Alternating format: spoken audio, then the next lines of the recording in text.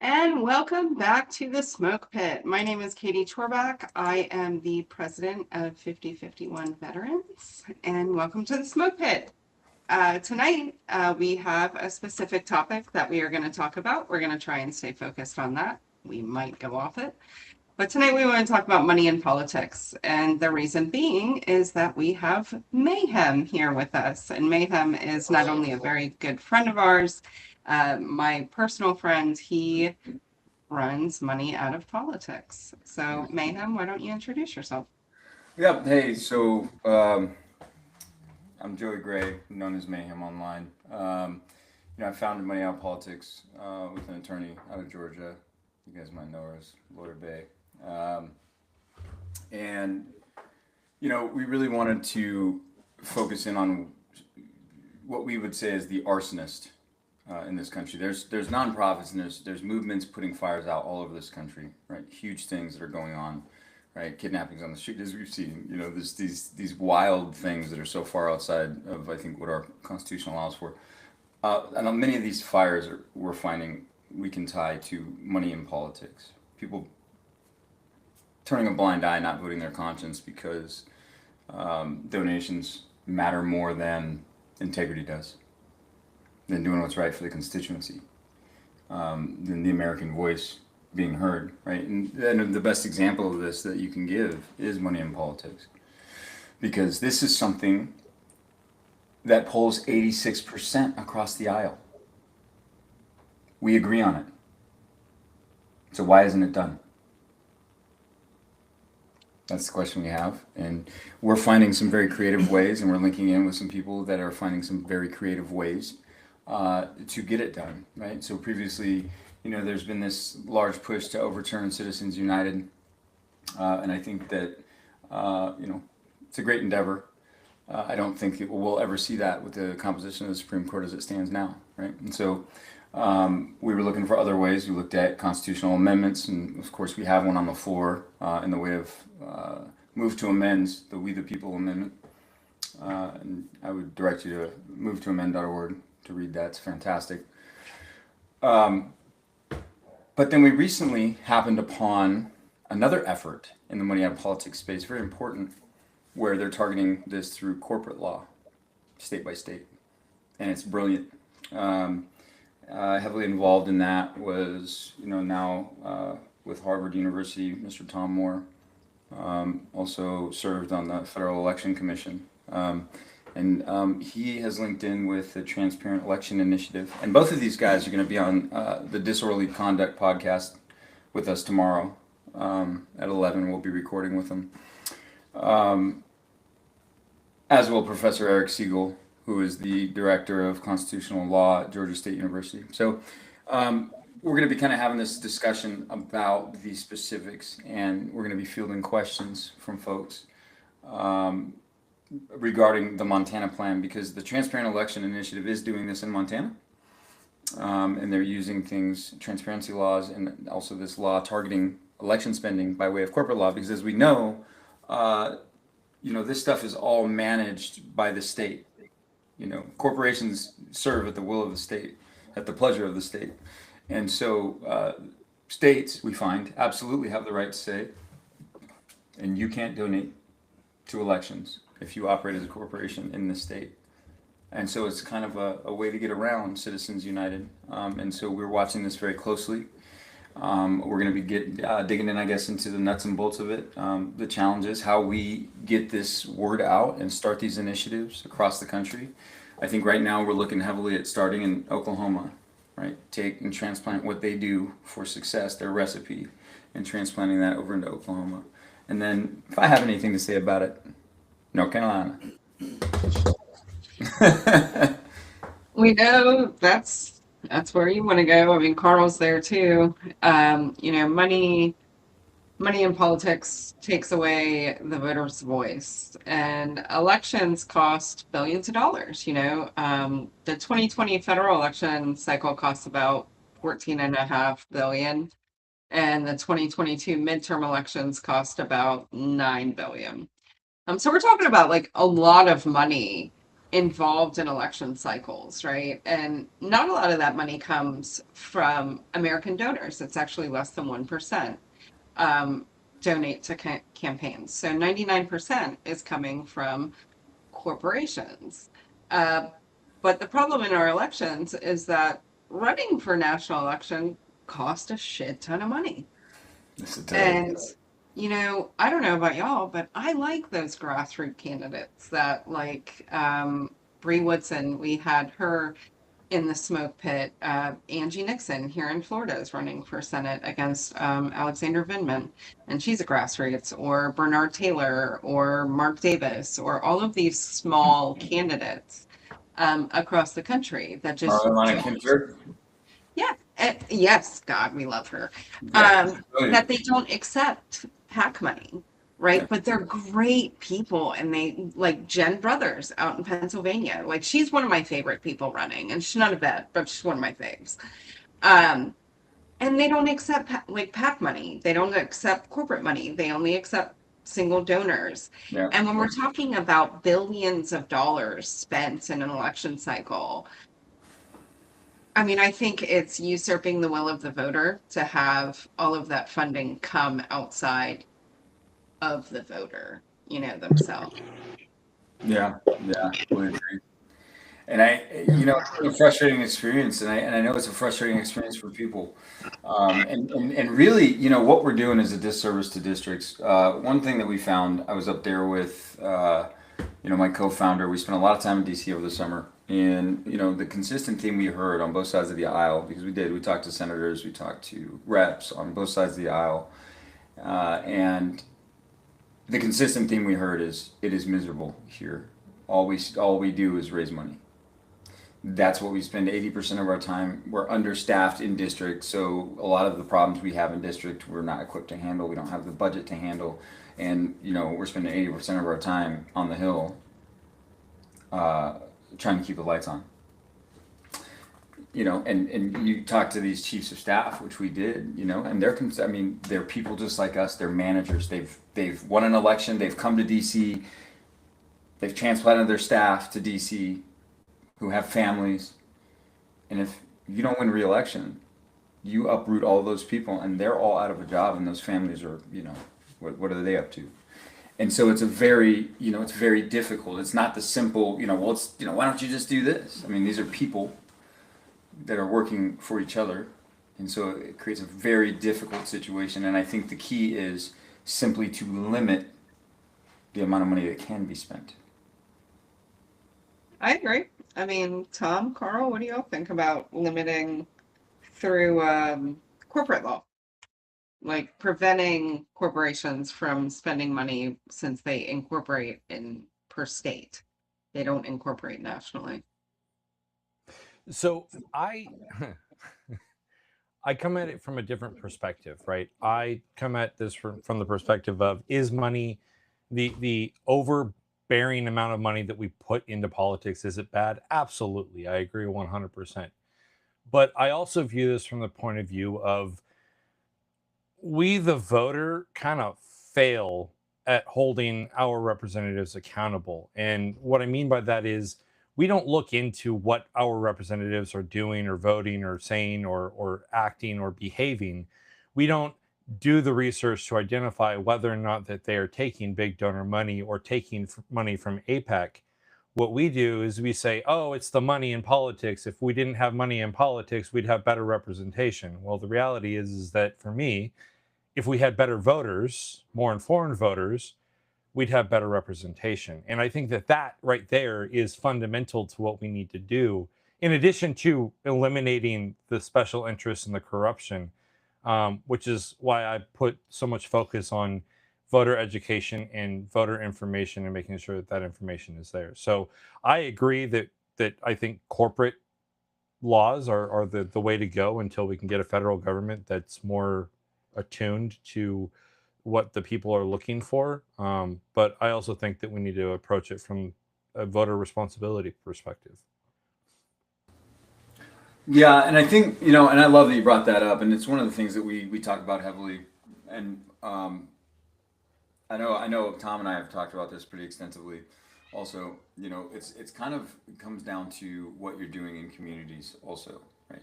A lot of these folks are suffering economically, and we've said time and time again. It's so funny. It's come up on disorderly conduct several times.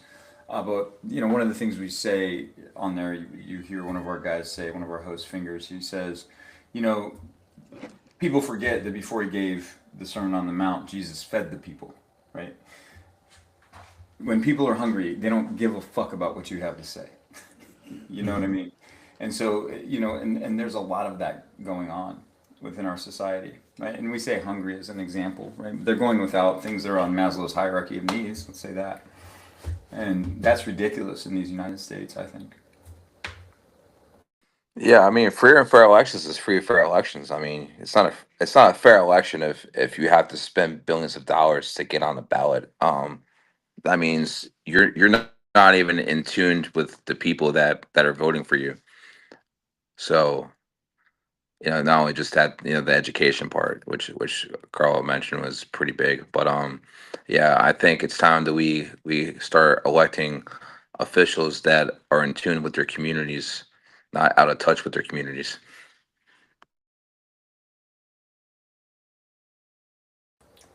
Kitty, I'm mute. Oh.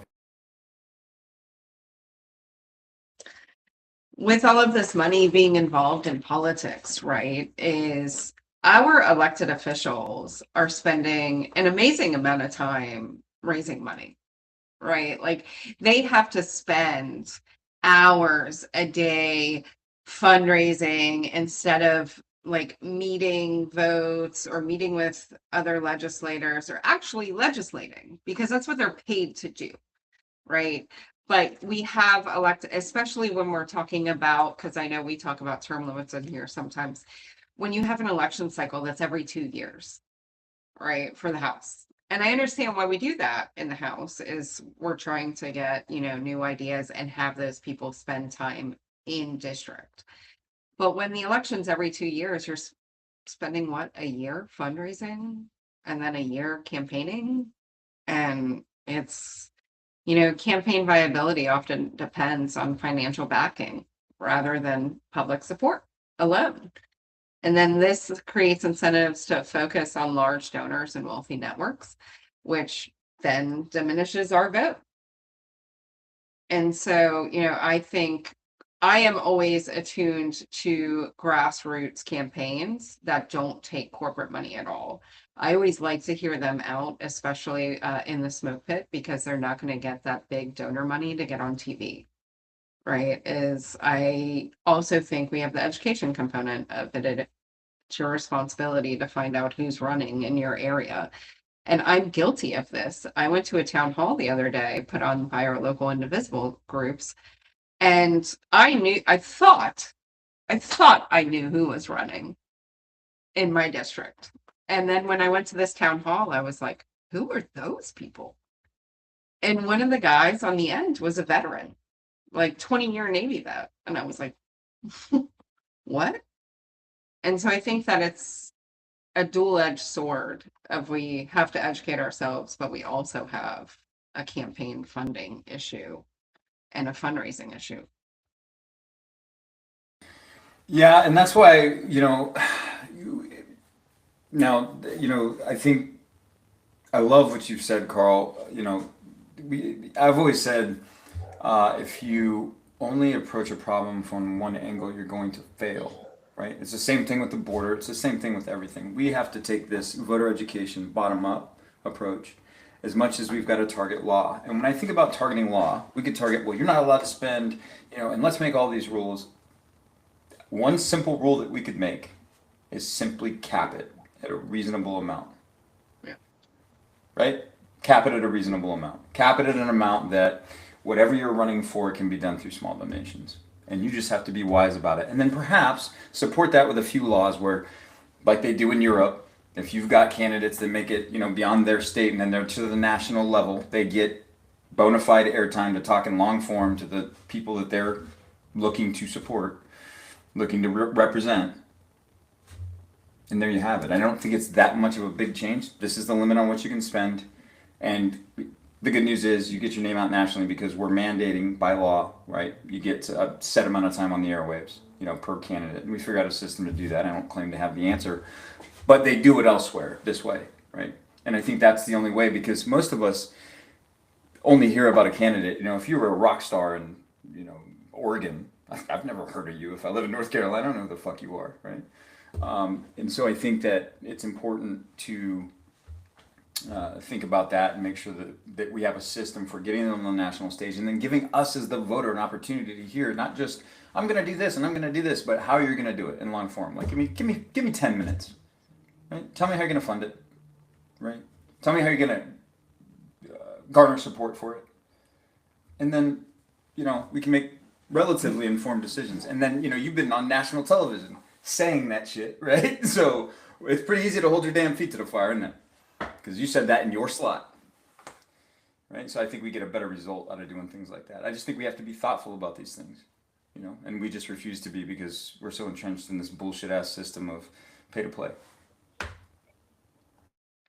I mean, we pay to play in every aspect of our lives, though, right? So why should elections be different? I think is some sentiment of that, although it's not part of our democracy, right? As we all get a vote, and we all shouldn't have to spend money to do so.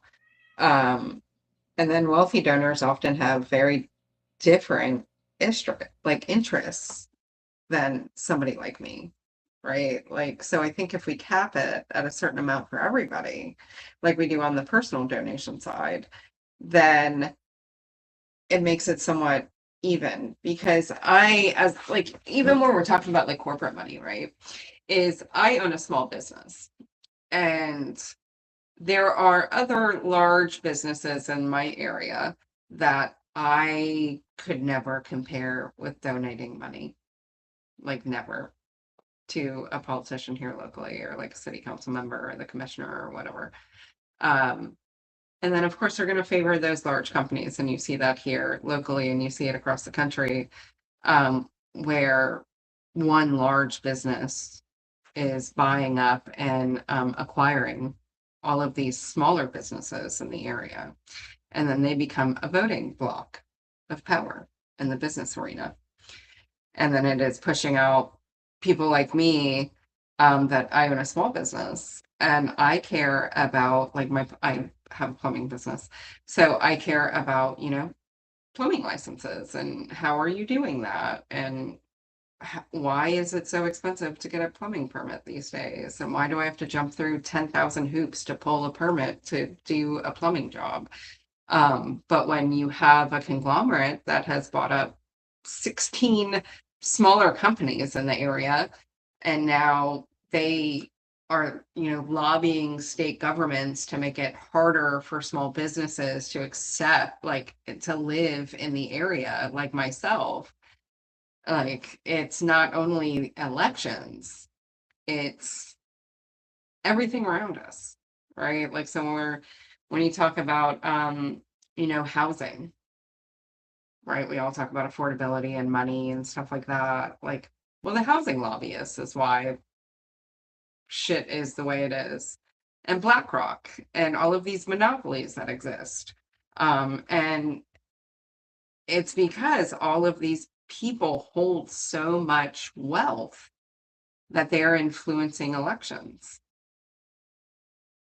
And I just think, we should do something about that. And Mayhem, I love that idea, because I'm just as much of a policy nerd as you, and I never even thought about corporate law being used. Well, I mean, none of us did, right? That just comes from some of these brilliant minds, and that's the point of bringing them on to Disorderly Conduct Tomorrow, is just really kind of understanding, their processes. I think maybe digging a little bit into the nuance of it, understanding what is perhaps state to state specific, right? To enable people who get a hold of this episode and want to replicate this in their state. They understand where they have to understand nuance, the state to state law differences, right? And how they overcome those. And I think forming this coalition of folks that are really kind of replicating this system, It makes it easy. And also, I don't want to move on from the point that you made, Katie, because I think it was really brilliant and important. And Carl, I'd love to hear, Carl and Tom both, the ways in which you see, like you just described, money hurting people even before it hits election cycles, right? Money and power being purchased that way. And then as a byproduct, oh, we're donating to your election, right? And then these laws get more difficult, and they start pushing people out. Those first impacts, or I think that we need to talk more about that. I mean, we got voter suppression too. They're making it hard for people to even get out and vote.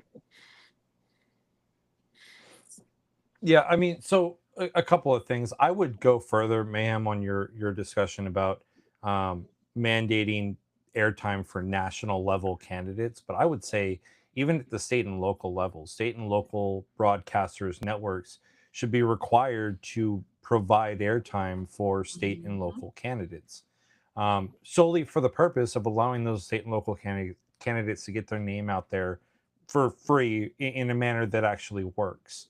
I think that is one of those avenues where what has turned into like a proxy way of adding money to the process. So right there is one of the big things. In addition to that, the whole situation with Citizens United, which was an absolute goat rope, but it allowed for dark money to be put into the system. There's no accountability there. No one has to be able to say, hey, I'm donating this money, and you don't have to claim it to the public. So the public can't really research it.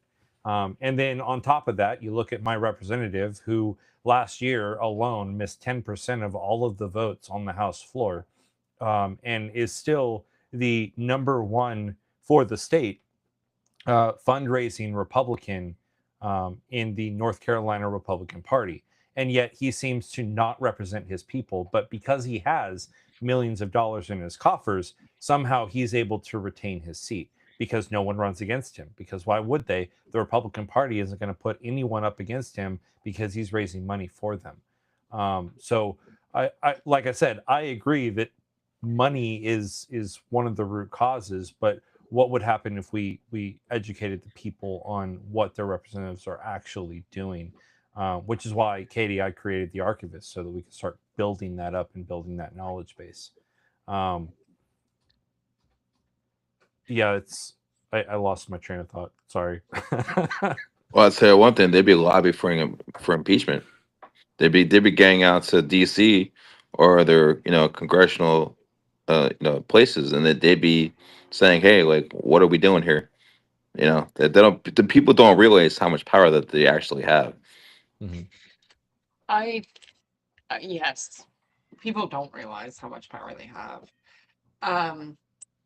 But I think that there's also the lobbying part of this that, yeah, we can educate voters about before they get elected, right? Of like, know who's running in your area, know what they're about, know their policy, and like do all this shit, right? But then we elect them and they're really good people. And then they get to Washington and we see all of these people that were like, oh man, they're supposed to be really good. And they turn into complete shitbags. Then they don't listen to the constituents. And then you have at least 2 years with this person until the next election cycle. But within that 2-year time frame, you have lobbyists in Washington that are also spending a lot of money on these people, whether they're listening to their constituency or not. And therefore, I think lobbying needs to be talked about as well, of the money that is spent on lobbyists, like in different avenues. Now, I don't think we should outlaw lobbying in general, like, because there are good lobbyists. I'm not saying all lobbyists are bad lobbyists.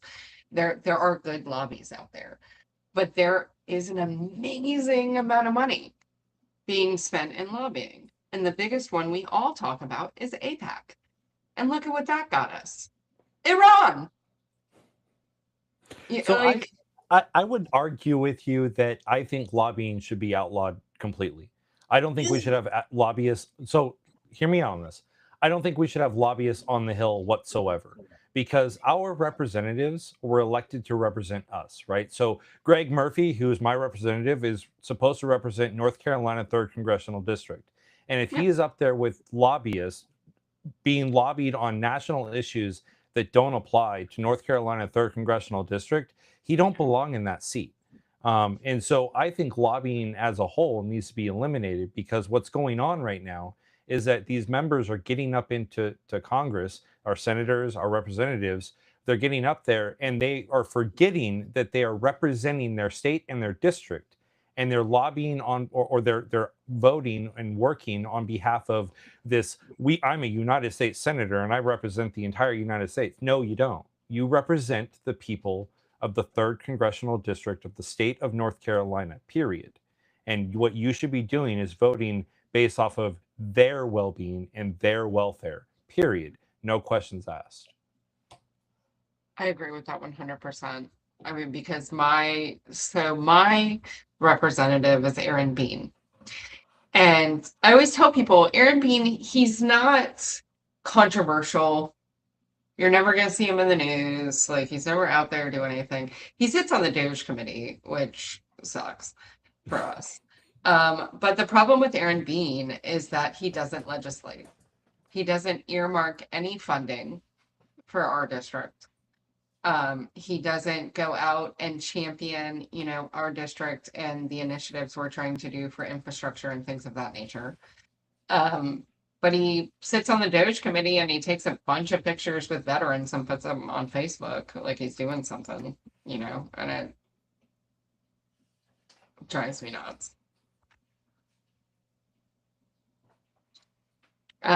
But so, like, I think lobbying, though, Carl, I'm gonna play devil's advocate for a second, because I do think that there are good lobbies, and one of the greatest examples of good lobbies that benefit our community is the Legion, the VFW, IAVA, the Big Five lobbies for veterans. And without those 5 lobbies, we would not have gotten some of the benefits that we have today. And so outlawing all lobbying to me seems a bit antithetical to what we've received because of lobbying.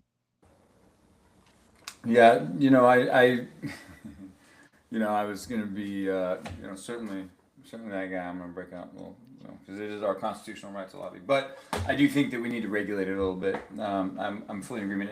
On the Money on Politics website, we talked about that, right? We want to ban lobbyist gifts in particular. You're not allowed to spend money, on these reps. But I think that, yes, you are spending money. If you're, an effective lobby, in my mind, really should not be. They need to demonstrate the importance of the issue on a nationwide scale by turning their front-facing apparatus to the people. And when they garner enough support from the people, then they turn and say, we've garnered the support of the people. This is why you should listen. And here's how we're doing it. And so if you do that effectively in, 38 states, let's call it, then, then I think yes, we should in cases like that, we need, that's an effective lobby, right? But what I think we're saying we don't want in Washington is what is essentially legalized bribery, right? Well, we're going to take you on this trip and discuss, what we need from you, right? You and your family, all expense paid. Right? Oh, we're not giving you any money. We'll make sure we're not allowed to talk about it, in this particular restaurant, right? The rules are just absurd, right? We can go down. We spent some time in the Capitol Republican, the bar of the Capitol on Capitol Hill for the Republican National Committee. Right, we were down there for drinks because there were things we could talk about in there that we're not allowed to talk about on the Hill. Right, so it's wild actually, the way that it's so arbitrary is what I'm saying. So I think that's what we're saying we don't want. That's my definition of what an effective lobby, what a just lobby looks like. I think. So I would. Go ahead, Sorry, Carl. Katie. I would argue that even with just lobbies, right? You're right. It's our constitutional right to lobby our representatives. But what I think is getting lost is that we are relying on these large organizations to lobby on our behalf or on the behalf of corporations. which in turn allows for the flooding of money into the electoral system and into the way that our representatives make decisions.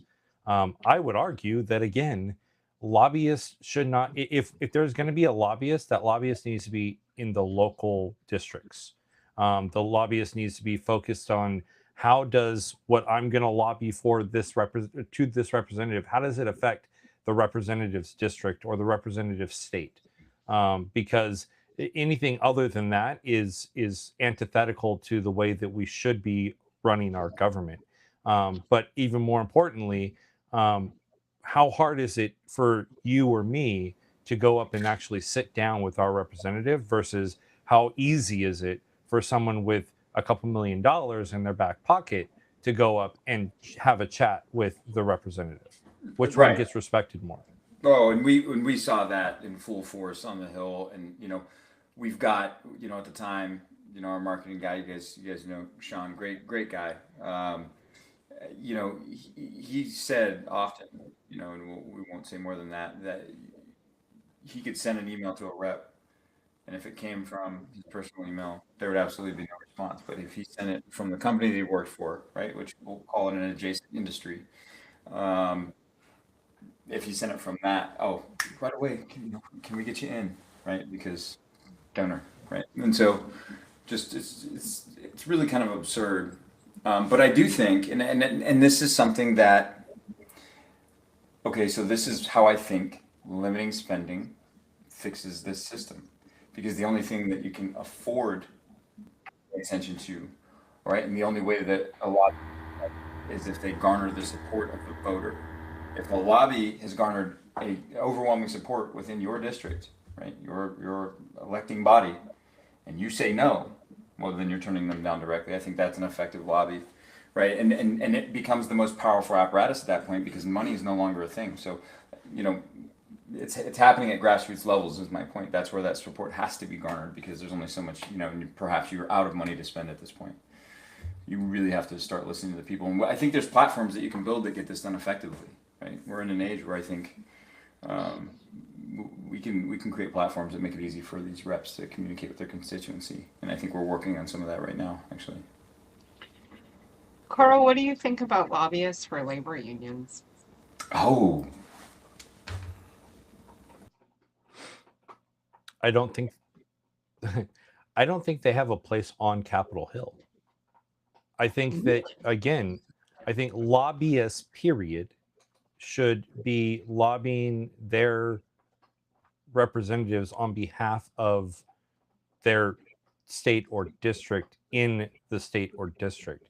I don't think that we should have a national labor union that's lobbying on behalf of all labor unions across the United States on Capitol Hill, because what happens then is that one individual is having to fight to lobby for an entire group of individuals where what they're lobbying for may not work for someone on the West Coast like it does for someone in the Midwest or on the East Coast.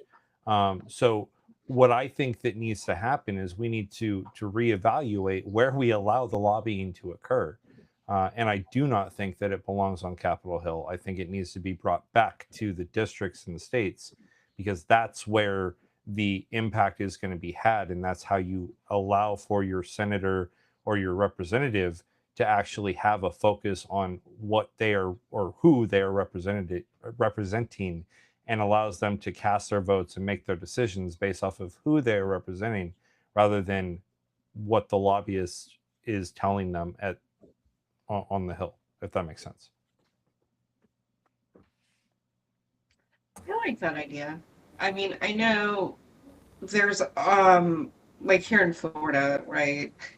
There's a lot of lobbying that happens at the state and local level anyway, but not for like like congressional representatives or the senators, right? But like on a local level, there's lobbying that happens right now in Jacksonville. We're in the middle of another scandal with our electric authority. It's publicly owned here, and there's a lobbying firm involved. It almost got sold a few years ago. A few people went to prison.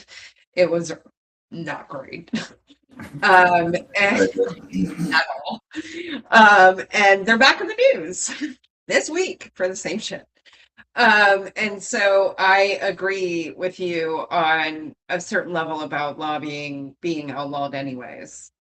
Right, because one of the problems with our local electric authority here in Duval County is that they have a lobbying firm that's not needed, right? It's a publicly owned electric company. Like lobbying city council makes no sense. It's publicly owned. And so yeah, no, I agree on that aspect. I would push back, however, on your labor union point. And the only reason I say that is because most labor unions, my father was part of a labor union. I grew up going to union meetings. And he was a letter carrier. And so I think that federal labor unions probably need to exist and be on Capitol Hill since they lobby for federal workers. So I think one of the things I'll point out, and I'm not saying that lobbying, or lobbyists, as it were, are the best or only solution, but I do think it is a solution that we have. Another thing that lobbyists do well is reporting back, and that's where a lot of these pressures come from, right? If we didn't have the veteran lobby, right, do we even find out what the hell is in those bills in time? I mean, do we get the word out nationwide fast enough? I don't think that we do. I think the network of veteran organizations, right, spreading this word really is what stopped them from making those changes to the VA that they were getting ready to, right? And I mean, frankly, I don't understand why we didn't do a little bit better or stronger of a job with protecting the VA from the cuts it just received. I'm disappointed, but I think this is why, and Katie, this goes back to what we're talking about as vets. We need to start putting the network together and putting pressure against policies that are actively hurting the United States. People listen to us, and they should, because we put our lives out there because this matters. Oh, I'm sorry, Tim. Tim, we don't raise our hand here. We cut each other off. Thanks. Can you guys hear me okay? We have a little bit of feedback, but Don't you want a flip phone? No, I'm on a Dell. I don't know if all of you know this, but I used to be a journalist, and I used to work for Army Times Publishing Company there in Springfield, Virginia. And I covered Capitol Hill and the Pentagon, specifically the military exchanges and the commissaries. And one of the things that was eye-opening for me was who wrote legislation. And it is not the congressmen, it is not the members of Congress who write this legislation. I think that's an important thing to remember. Anytime I did a story about the military commissary and exchanges, the first person I was told to talk to was the guy from M&M Mars, because M&M Mars had a huge military contract, and they wrote the legislation with the American Logistics Association, which was the lobbying group for the suppliers of the commissaries and the exchanges. And so, as Mayhem was saying, the veterans, lobbyists should have done a better job. My guess is the insurance companies wrote that legislation, not the veterans. The insurance companies wrote that legislation, and the reason why it turned out the way it is because the insurance companies want to see it privatized so they can make a buck off the back of the pain and suffering of veterans.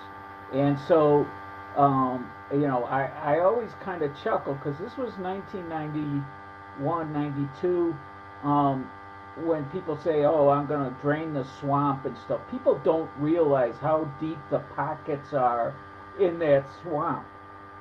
And so, that is the challenge, is that these um, multinational corporations, control our legislation, and they write it whichever way they want, and veterans be damned or the American citizen be damned. And so I think that's an important point uh, that I wanted to raise just from my experience, because I saw it firsthand. You know, you know, I saw how the sausage was made, and it was an ugly, ugly thing. There was assistant secretary of defense. Um, what was his name? He's from New Mexico, and he killed himself. McMillan, assistant secretary of defense for personnel, and Colin McMillan, and supposedly he was the guy who was working to write this legislation, and he had this career guy working for him, and that was the guy. But all that guy was doing was processing whatever the M&Mers of the world told him to put in the bill about commissaries and exchanges. And it's very similar. They'd like to privatize those to this day if they could. That's why you saw the commissary agencies get consolidated while I was a reporter into the Defense Commissary Agency. Each branch had its own. And, they'd love to do the same thing with the exchanges and hand it over to Walmart. So anyway, that's my experience. I don't know what the answer is. I think the money is so entrenched that it's, I don't know how you change that at this point, honestly, short of a revolution. I'm just being frank. That's the only way it's going to change, because it's too, we live in a capitalist society, and, they're going to capitalize on it. Thank you. And I think, Tim, you said it best in our chat before we got started, and then it started this massive debate in our chat of can democracy and capitalism coexist? Right? Right. And then it went into socialism, and we went way down topics. But I asked Mayhem before we started, can democracy and capitalism coexist? And Mayhem said, yes, of course. And so my question for Mayhem is, how can it coexist when all three branches of the government are bought and paid for, and you, your vote, my vote, and your vote are not equal to Jeff Bezos's vote or Elon Musk's vote. It is not. I mean, they vote with their money, and they have a shitload of it. They do, and that, first I'll start by saying those are two separate questions, right?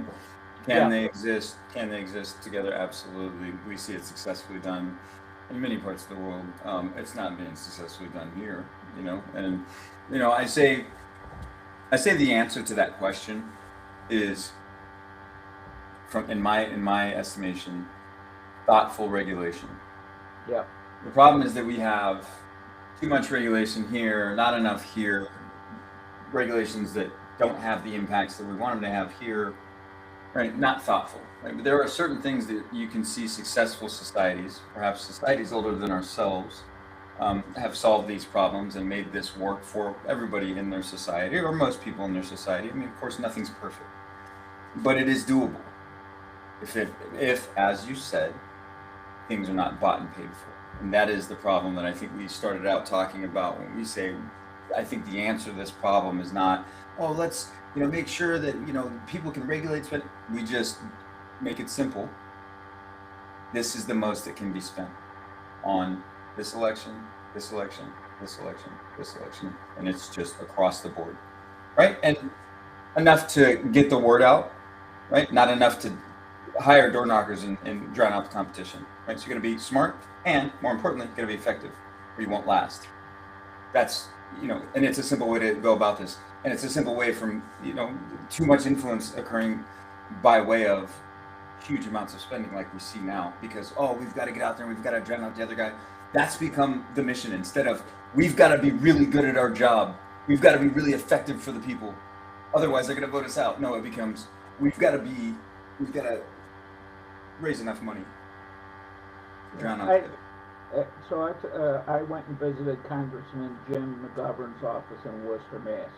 And he was encouraging specifically me and another veteran to run for office, and I just laughed. I said, my parents were both village trustees. I'm not running for any office, certainly not national office. I saw what my parents went through, and that ain't gonna happen. But he said, but the challenge is, the first thing when you go and talk to these parties, whether you're Democrat or Republican, when you talk to their national committees, they'll ask you, how much money can you raise? How much money can... That's how that's how our candidates are decided ahead of time. And this is one of the challenges with especially right now with the Democratic Party being an effective opposition to who I consider fascists in office right now, is that all they're focused on is how much money can you get, and honestly they don't care where it comes from. If they get caught, they say, I'll give that money back, but they don't really care where it comes from. Just, can you raise the money? Can you raise the money? Can you raise the money? And that leads to corruption. The idea that, and I'm all for publicly funded elections, the idea that, if we set this bar, of how much can be spent, ideally it sounds great, but man, they're going to find the workarounds. They're going to find the workarounds left and right and sideways. And you can highly regulate it, you can criminalize it. They're still going to try every trick in the book, as you see just with our tax code, what the rich people do. They're going to do the same thing with publicly funded elections. They'll find workarounds. It's just I don't have a lot of faith in humanity, especially those who have a lot of money. They're going to try to cheat. They're going to try to game the system any way they can. But so I agree with you. My argument here is that perhaps the regulation that we try to get pushed through in order to reduce the amount of money in the system, maybe they do find the loopholes. But the way to close that loophole is by voter education. And so if we can get our representatives to be more concerned about their careers with regards to, if I do this because the lobbyist is telling me to do this and they wrote this bill and I do this, my voters are going to kick me out of office, right? Yeah. That's where we need to drive that fear. Like you said, Jeff Bezos's vote is more than yours or mine. The reality is that Jeff Bezos's vote is equal. What we have to do is make our representatives and our senators understand that our vote is the same as a Jeff Bezos vote. And if they don't do what we want them to do, which is represent us, they're out of a job next time that elections come around. And they need to actually fear that and be concerned about it. I heartily agree. I don't have faith in. I mean, you say, look what happened with the oligarchs right now. They bought all the media, basically. For the most part, they have bought all media now is corporate media owned by what I consider oligarchs, and they've become mouthpieces for this regime. And they're not going to give that up easily. And so they did that to our First Amendment rights, to free speech. Citizens United. This has been a long string that's been going on, and they just keep throwing money at any challenges, and they end up buying what they want. Right, which goes back to the discussion about we've got all these regulations that are out there. Well, we have regulations that antitrust laws, anti-monopoly laws that exist that aren't being enforced. Yep. right? Like we keep thinking about how can we add things and how can we reduce the amount of money that people are accumulating, like Elon Musk. But the reality is that we're not enforcing our own laws. And I think that needs to be added to the perspective as well. Is, hey, listen, like if you are a government official, you need to enforce the laws that are on the books. If you are the president of the United States, my expectation is that you're going to enforce the laws that are on the books. You're not going to willy-nilly write new laws and executive orders because you don't like what Congress says. You're going to enforce what Congress tells you to enforce. If you don't, in 4 years, guess what? You're out. But if you don't do it in a manner that the people agree to, in less than 4 years, guess what? The people are going to lobby our congressmen and women to go ahead and kick you out before your time is up. But what we need to do is we need to realign the power away from the corporations and away from the politicians and put it back where it belongs with the people. And I think that one of the ways that we do that is by making sure that the electorate is informed. And another way that we do that is by reducing the amount of money that it can be spent by these corporations and by these rich individuals to get their point of view across and to influence how things are done in our government. I agree. Tom, what do you think? I'm sorry, bro. I'm so distracted by that fucking noise on your phone. I'm sorry. Here we go. All right, I'm gonna mute. Go ahead.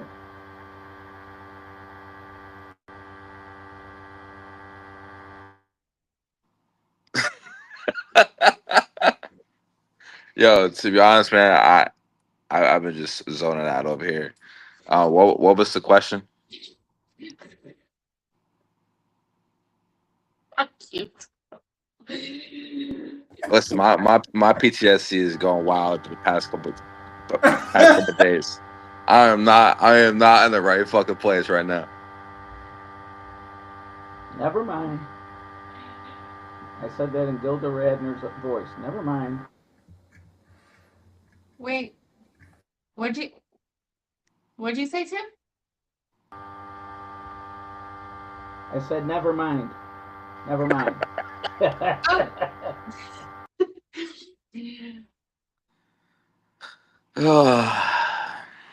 I mean, I think that when we're talking about all of this, right? Like it's all interconnected, obviously. And I think all of us have made the connections at different points, and that we're starting to see not only is like money in politics affecting like our elections, our voice, like we have politicians that aren't listening to us, and now we have like a cabinet that is probably the most interesting cabinet in history. Interesting not being a good word here. Don't take that as like, oh, they're interesting, like interesting being not great. And when we're talking about lobbying and things of that nature, I do want to talk about dark money, because I don't think dark money is talked about enough. Because over $1 billion in dark money has been spent in federal elections since 2010. And voters often don't know like where that money comes from, and then it ends up in like political advertisements and things of that nature. Oh, so in the 2024 federal election, $24 billion was spent. 2024 federal election alone. Okay, and at least $4 billion of that we can account for. We don't know where it came from. And, I mean, it's a wild amount of money. It should not be allowed, right? This is making sport of democracy, right? And so when we talk about, you know, when we field that question, can capitalism and democracy coexist? Not the way that we're doing it. No, absolutely not. The way that we currently allow money to dictate elections does not comport with democracy, and we're proving it. What it leads to is what we've seen in so many other places that failed in the same department. And what do we see? Oligarchies. Autocracies. This is dumb. We're an oligarchy. Like, who are you lying to? Like, this country is an oligarchy. Well, listen, we're teetering autocracy. Never mind oligarchy. We're teetering Yeah, I was like, autocracy. well, okay. You know what I mean? Like we're rolling up people in their country. Like I heard a comment recently. I thought, you know, and it was heavily argued. I can't remember who said it, but somebody said that, well, the United States is the biggest terrorist organization on the planet, and I was like, oh, man. I said today, I was like, so is Iran gonna check for our papers since we're invading their country illegally? Wow, invasion. How many boots on the ground we got there? I don't know. Oh, yeah. Don't put up a 0. Don't beat that. Yeah, I mean, I wouldn't quite put it at 0, you know. But Don't beat that. I know we. You're on mute. Yeah, Carl. Don't That's be- good. He was telling that secrets stupid anyway. mute button. We have 0 confirmed boots on the ground. I mean, do we possibly have people down there? I probably. That's sure. But I don't think that it's like invasion level, and I don't think that we're gonna invade that country. No, I don't think we will. I think I'll bet you $100 on this live that we put boots on the ground. I will bet you $100 right now. And then next week. Man. I won't give you a time frame, but I will bet you money. I will bet you $100 that we put boots on the ground. And the reason is because we're talking about money. We have invested our money poorly when it comes to military equipment. And what I mean by that is we're shooting $1 million rockets at $30,000 drones, and it is ineffective. And we have seen that. And so I think the only way is an invasion. And we have Pete Hegseth at the helm, Touche. who's an idiot That holy war shit going on. and doesn't understand combat. We all know that. Pete Hegseth does not understand combat. Somehow thinks it's comparable to Iraq. We got our asses handed to us in Iraq. And not overall mayhem. I'm talking about at the end when we pulled out. We did not win that war. We did not win Afghanistan either, because in the end, we ended up handing both of those governments back Hey. to shitty human beings. There's a joke that I've heard that it hits hard. Something to the effect of, if you ever feel worthless, just remember that we spent $20 trillion, 20 years, and four U.S. presidents to replace the Taliban with the Taliban. And I was like, oh, fuck, dude. Like, that's a pretty solid wrap up. It's a pretty solid wrap up. I didn't mean that like we got our asses handed to us in combat. That's not true. Like we did dominate the ground game in a myriad of different ways. It was bad. What I do mean, however, is that Iran is a lot larger than Iraq. Oh, yeah, it is. Land-wise. And they have been waiting for this moment. And I don't know if y'all saw the Iranian defense minister. They're like, we're waiting. We're waiting for y'all to invade. Please come. And it's like, oh, y'all might want to take that as a smidge of a warning, because I have never seen any president on this planet go to the U.S. Sure. Bring So I them. want to modify my statement here, okay? And I'm going to modify it because I just saw a report from Semaphore that Donald Trump has stated. Did you lose $100? This quick? Well, no, it hasn't happened yet, but he's weighing his options to include commando raids on Isfahan and other nuclear sites. You know who's going to be doing that, dude? So You lost $100. it hasn't happened yet, but so but continue to modify it. I don't think we can count SOF as boots on the ground, dude. Yeah, that's Okay, I that's won't. what I I'm won't. saying. I will bet you $100. I'm not talking about stock. I'm not talking about like different small groups. I'm not talking about that. Okay, I will bet you $100. $100 we go conventional battle space owners on the ground. Yes. Oh, wow. See, I'm willing to take that bet. I would take that bet. No, I I'm think- willing to take take that the bet. bet. Yeah. Take the bet. I will bet one of you. I'm not betting both of you. But I bet virtually. Okay, so no, this has to be a pool then. This has to be a pool. All right, I'll do 50-50 with you. No, this But has to I be- do think that It's gotta be a- we will. Have y'all been watching that guy on Kalshi that won money off of us bombing? And now if we invade on a certain date, this guy is like set to make millions. I heard that there was like $54 million in bets that they just got sued over because they won't pay out. $54 million they stand to have to pay out, and like they were like, we ain't paying out on that. And it was like bets over the war. And But while now- we're talking about money, right? Like, Yeah. because that's what we're keeping this to, is war is expensive, right? And Mayhem said it best. We spent trillions of dollars, 20 years of war, 7,000 U.S. lives, 35,000 suicides after, and 250,000 civilian deaths for us to fight the Taliban, to give the Taliban back their country in the end. And so, does it behoove? I love when I can use behoove live for those watching. Such a military term. Does it behoove us to spend that amount of money again for the same result? Well, I mean, I think it's going to be a worse result. That's my opinion. I don't think so. I think that there's some distinct differences that I think put the Iranians at a significantly better chance of coming out of this on top. First and foremost, I don't think that the average Iranian person that has been living there for a long time, especially people who remember what happened with Ajax. We talked about this last week. We don't have to relive it, but there's a strong sense of wanting to have their kind of freedom in Iran, and I think. We talk often about you can't just cut the head off the snake because it creates a power vacuum, right? And we've seen that transpire a bunch of times, but I think that's largely because these are in populations that are not ripe for a more democratic approach to government.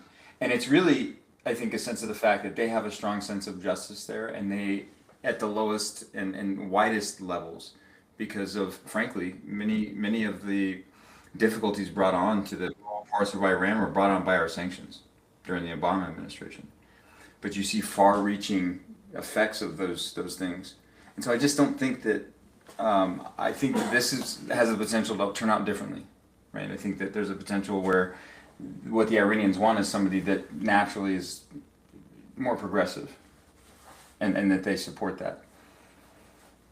Brian? Yeah, so I was going to say that I think Mayhem is right, but there's a couple wrinkles here we need to think about. Number one is Iran, the government, the central government has been planning for this, and they have already decentralized their command structure. They have the Shahed drones, and these things actually, we don't have a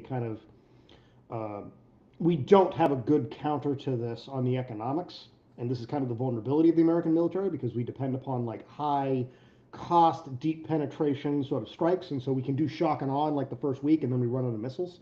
And so, like, when it's $3.5 million for a Patriot, and then you need 3 of them to shoot down a single Shahed, like that is not an effective trade of resources. And so, like, we're in an era, and Ukraine has shown this. We're in an era of like attrition, right? These people are fanatics. They're committed to that project. The Iranian people, while I think they're far more sophisticated than perhaps the Iraqi people were in terms of like just their development and where they want to be, and they do hate this regime. They don't have, because they've been oppressed so badly, any kind of infrastructure. Like there's no resistance infrastructure like exists, for example, in the United States. Like it's just not there, and so there's no one there to actually seize power. And so you're looking at a situation, I think, where like, whatever their version of an oligarch is takes over. Like we don't, and there's no plan either, right? And so that's my take on it. Yeah, no, I love that, Ryan. Thank you. There's definitely some good fodder there. Go ahead, Carl. So, Brian, heard. However, I have talked with a member of the International Iranian Activist Group that is currently in the process, or actually has established a shadow government that is ready to take power as soon as the current regime falls. They've got everything in place. And they're prepared to walk in. They've actually stated that they don't want our bombs. They don't want our military to go in. What they want is, through diplomatic means, a measures taken that eliminate the current regime. To your point about them being decentralized, absolutely. That's why they're still able to continue to operate, despite the fact that we took out their the Ayatollah on the very first day of this whole process. But I would argue that the Iranians have have the infrastructure. They've got a plan in place. They know what they want because they've been doing this for 40 plus years. They've been actively having protests every 10 years, every decade or so, and those protests have become increasingly tense and increasingly outspoken against the government and against the regime. So as you watch that progression, I think what we can see is that there is a potential, if we play our cards right, that we could wind up with a stable, West-friendly Iran. But I don't think that Saudi Arabia, much less Israel, wants a stable, Western-friendly Iran. They want an unstable country, specifically Saudi Arabia, because an unstable Iran means that Saudi Arabia can dominate the oil market in the Middle East. I don't know if it dominated, but I do think that it's more of a power thing. I think it's more of an influence thing. The Iranians wield a lot of influence in the Middle East, and that is, I think from a power standpoint, Saudi's greatest competitor. I mean, I don't think that's really widely hotly debated, right? And so I think, yeah, of course, economically, and I think especially given the scandal that's recently engulfed the Saudis, right? I mean, MB was on his way up, right? And then the whole thing with the reporter, Jamal Khashoggi happened, right? And then he kind of fell quite largely out of favor, right? And then you've got the Iranians like, and it's just, in those types of things at the state level, in this culture. And I spent 5 years in the Middle East. I'm fluent in Arabic, right? I've spent a lot of time talking in different countries with these people, eating on the floor, in tents and with your hands, and I loved it. I mean, it was one of my favorite things. Actually, my buddy here, we both have spent time in Jordan, and we talked about that actually quite a bit today. So, I don't know. I think that, like, Carl, to your point of, like, if there is a government ready to take over, right? Like, if the regime falls, I think the problem is that, to Brian's point, they are so decentralized that the common folk are more than likely terrified to even start an uprising, right? Is that even though communications have been wiped out, the Ayatollah has been murdered, and then a lot of the country has been bombed, you still see them like out bombing people. So I think as an everyday citizen in a country that's been repressed for decades, the worry is like, hey, do we go out into the streets and try and take back our government? Because you see in the uprisings over the past year, I was actually just talking about this today with Feral Floridian at our action about like the Nepalese, right? Like when they overthrew their government, I don't know if y'all saw that video, but I thought it was like the most epic video I've ever seen of a government like being overthrown. The government building is burning in the background. A tourist bus is coming through the riot. Everybody separates and they're like, thanks for coming to Nepal. Sorry about the burning building. Bus drives through.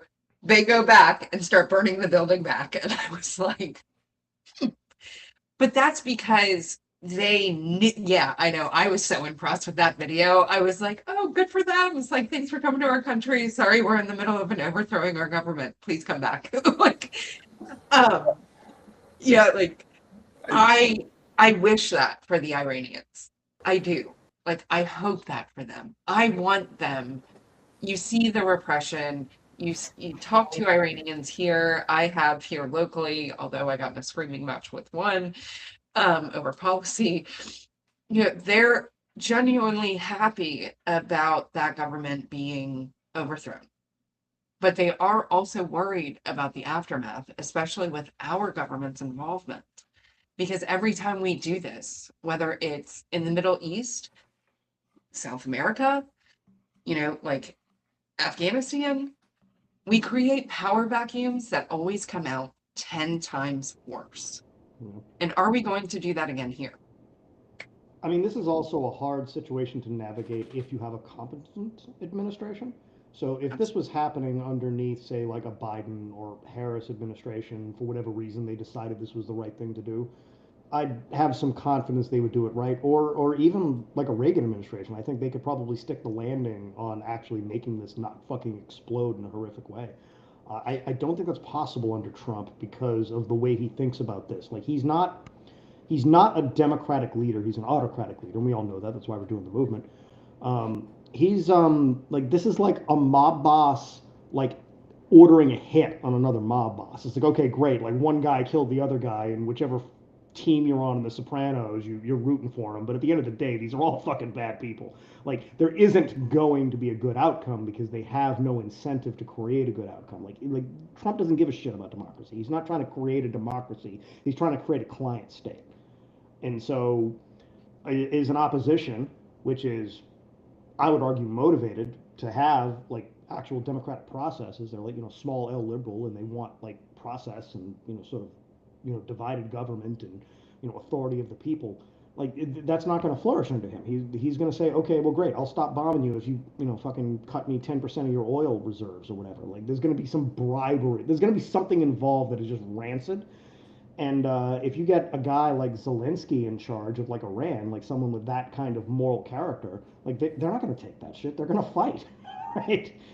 Like, and so, like, I don't think this could end well with the right leaders, right? We don't have the right leaders to make this end well, right? I think the statements by SecDef have made me the most nervous. Like, we're all vets, and he came out and said, there is no ROE. Like, when he said that, I just kind of turned my head and went, what do you mean? What about that YouTube video that they made? Yeah, what are we talking about here, guys? Like, Using Marvel, freaking, like Superman and all these guys for their propaganda. It's so white supremacist. So white supremacist. well, it just shows the incompetence, as Brian was getting at, right? Like when we were in Iraq and Afghanistan, it was over multiple presidents, and it was such a tricky situation in those instances. And we actually had like a cabinet that was competent and should be there somewhat. Some of them probably should not have been there, in my opinion. But overall, the competency was way up here in military strategy. You had Secretary of Defense like Rumsfeld, who knew what they were doing. But now we have an administration that doesn't know what they're doing, and Brian's right. It's a shakedown exercise, and we have seen it in Venezuela, and now we have seen it in Iran.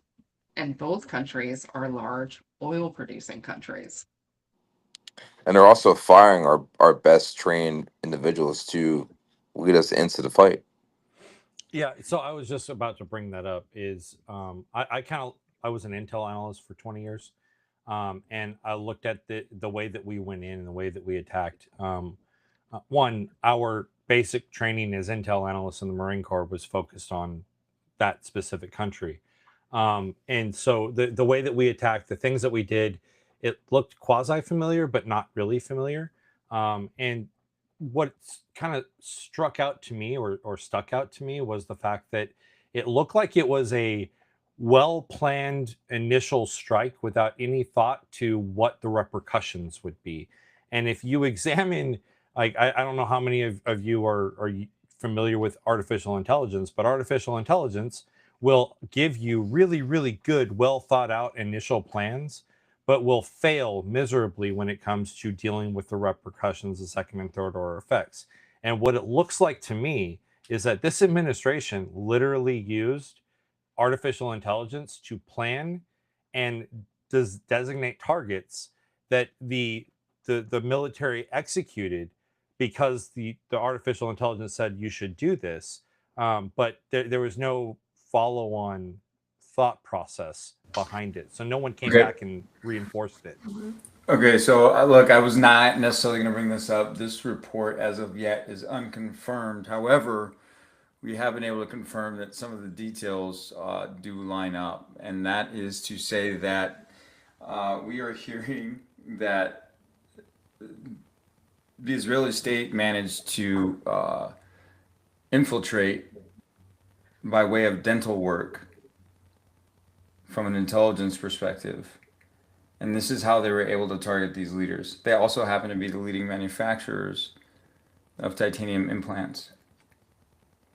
And so this report is suggesting that they had gone in and done dental work on all of, and I mean, we've seen ingenuity on behalf of Israeli intelligence in the past, the very recent past.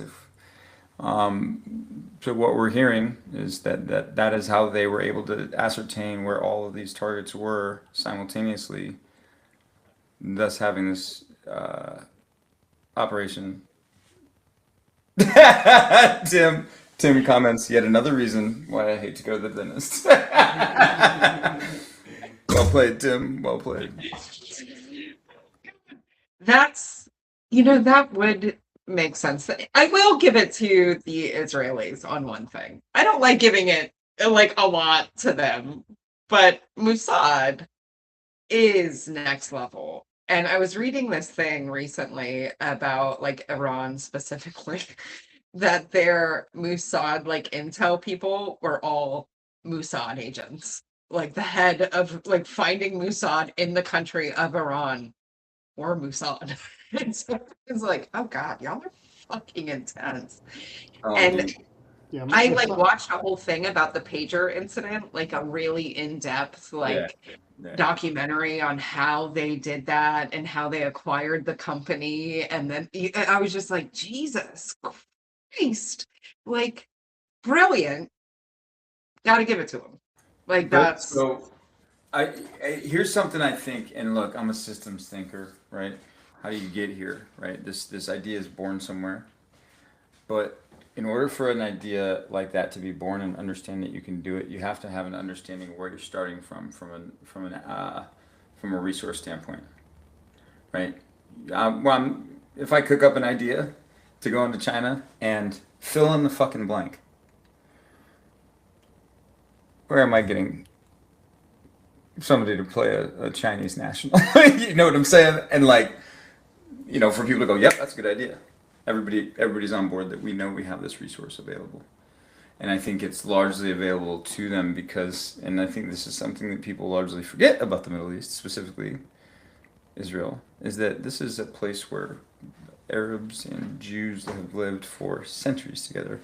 And you have all walks of the spectrum in terms of friendships and relationships and alliances and allegiances, right?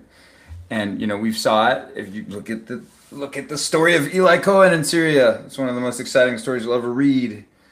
Won't spoil the end for you. Doesn't end well, but it's amazing what he accomplishes, and we'll say that. And so they've always had this ability to reach because of their array of appearances, language ability, exceptional intelligence capabilities. Yeah, I mean, whatever you have to say about Israel, when you are a small nation surrounded by much larger nations, and you also have better technology and more money, there is a huge incentive, and you have the tools to utilize those incentives to protect yourself. And sometimes that requires less than savory means. I will also give props to Mossad because they do know what they're doing here. And no doubt they were involved in this operation. The other thing too that weirds me out about this is how Israel and how aligned we were before we did the thing. And what that means is that Netanyahu and Trump had a conversation at some point and said, okay, we're going to do this thing and everyone's going to shit on us and we're just going to say fuck you, right? And that's exactly what happened. And Trump didn't even tell Congress, right, that he was going to do this, because it's not about national security, right? It's about Netanyahu avoiding jail time because he's in legal trouble at home, and it's about Trump trying to distract from the Epstein files. And the rancidness of starting a war without a strategic objective just to avoid culpability, like that's the thing. I think some people are getting it, but not everybody's kind of following the plot because it's happening too quickly. Like, this is actually fucking insane, right? Like, why are we doing this? Like, I don't have an objection necessarily, like a priori, to toppling a government that is hostile and dangerous and bad for democracy. Like, there are cases where this can be made, right? To do it in such a stupid and fashion that doesn't consider the counter effects, like that's what bugs me.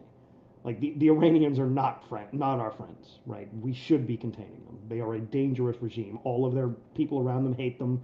They want them gone, right? But Trump is also really good at picking sort of unsympathetic enemies. So he can say, look, I shit on this guy, I'm all great, right? And that's what he's doing. Like this is all just smoke and mirrors, like what he's always done. Like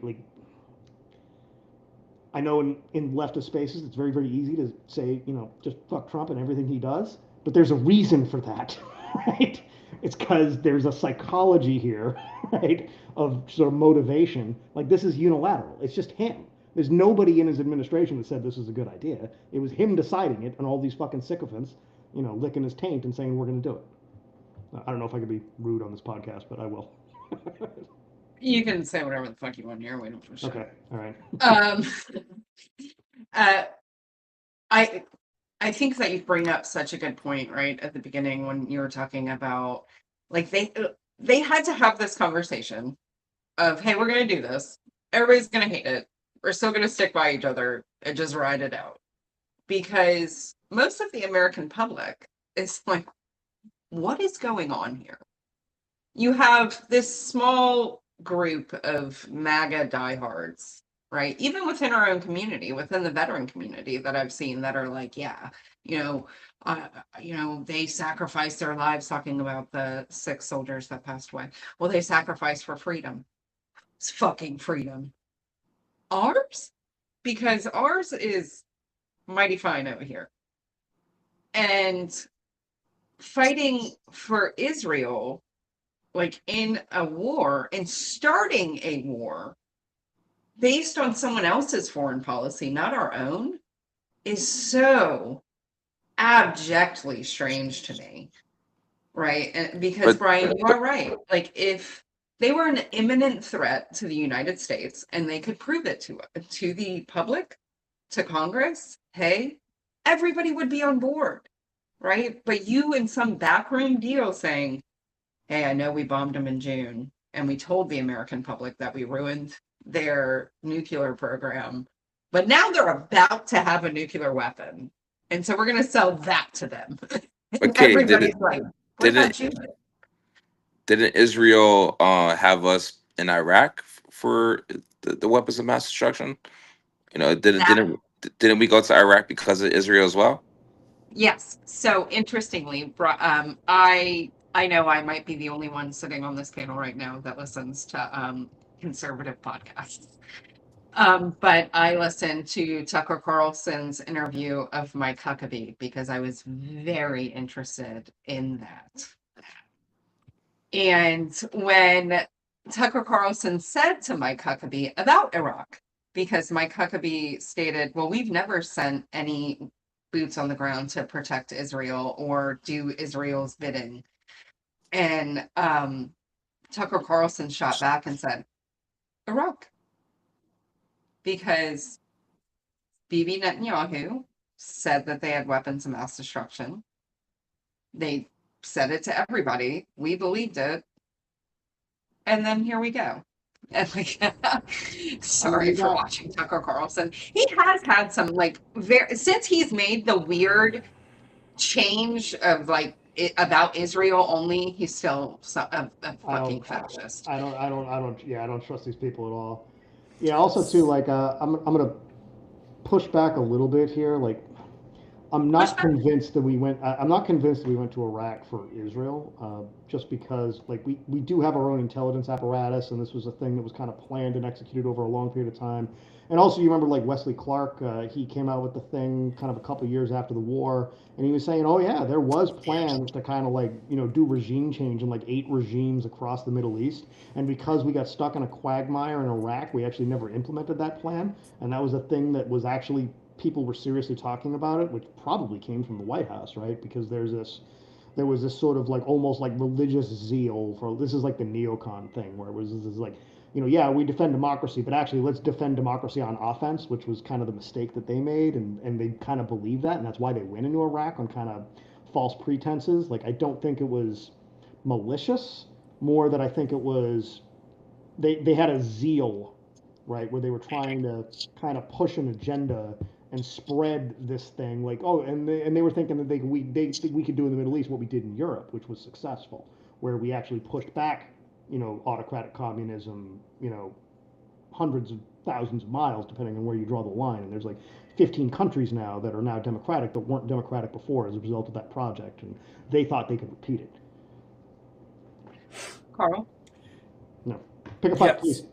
please. So I joined the Marine Corps, and when I joined the Marine Corps, I was super hard charging about going to Iraq because they had weapons of mass destruction. And then I grew up in the Marine Corps, and I grew up in the intelligence side of things, and I was alerted and awakened to the fact that Curveball. Does anyone remember that code name? So Curveball was the single source, the one person who came out of Iraq, went to Germany, and said they have weapons of mass destruction. Sat with the German intelligence agency, German intelligence would not allow us to see him, but we relied on his information and his reporting, which then got compounded into more reporting.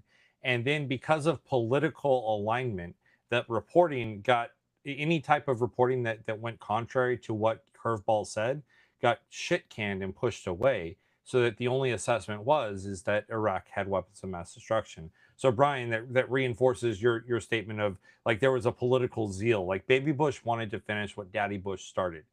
But I don't. There's nothing that indicates, or that I've seen that indicates that we went in on behalf of Israel. Whereas Iran, absolutely, like there's everything points to the fact that Israel drug us into this thing. And so I would be remiss if I didn't challenge the idea that Israel took us into Iraq, because that was 100% on the United States and Baby Bush, who pulled us into that thing because he wanted to finish what Daddy started. And I agree with that. I did not mean that we went to go fight on behalf of Israel. So I will clarify what I mean by that. Is we were Me not either. there. We were there based on Israel's account of weapons of mass destruction of when Netanyahu went before our legislators and said that. And that is what deemed the vote for the war powers. And so I'm not saying that we were there because we're fighting for Israel. I'm saying we're there based on Israel intelligence that could have been done for what Brian is saying, and I agree, for political reasons, right? On both sides of the aisle, of ours, theirs, whomever's. We weren't there like fighting on their behalf. My point is that we were fighting. We basically went in on the premise of weapons of mass destruction, which was given to our legislators by Bibi Netanyahu himself. Yeah, it's like nations generally don't go to war for one reason; they go to war for 50. Multiple. Right, and so there's a whole complex calculus that happens at the leadership level of both kind of governments, and then that decision is made in one government or the other, and then a war happens or not. And oftentimes, too, a lot of these governments think they can get away with something, and then they can't. And so a lot of wars, especially like World War I and World War II, were fundamentally miscalculations. Nobody wanted the war, but the forces in balance were set up in such a way that a war would happen if the right triggers were pulled, and people didn't kind of analyze the politics and the war sort of strategy making correctly, and that's what happens, right? And that's actually why where we are now is so dangerous, is because I don't think anybody like Russia, us, Iran wants necessarily a war that expands beyond where it currently is, but that could totally happen because somebody's going to make a stupid bet, right, that they can get something. And then when that happens, it's going to escalate. And because we have this chain of alliances that we're built into, and this chains of opposition that we're built into, we can be forced into it. You know, for example, Ukraine, right? I'm very pro Ukraine. Like we should have dropped tank divisions in that country, 4 years ago, right? Ukraine is now offering unfettered assistance to deal with Shahed Iranian drones.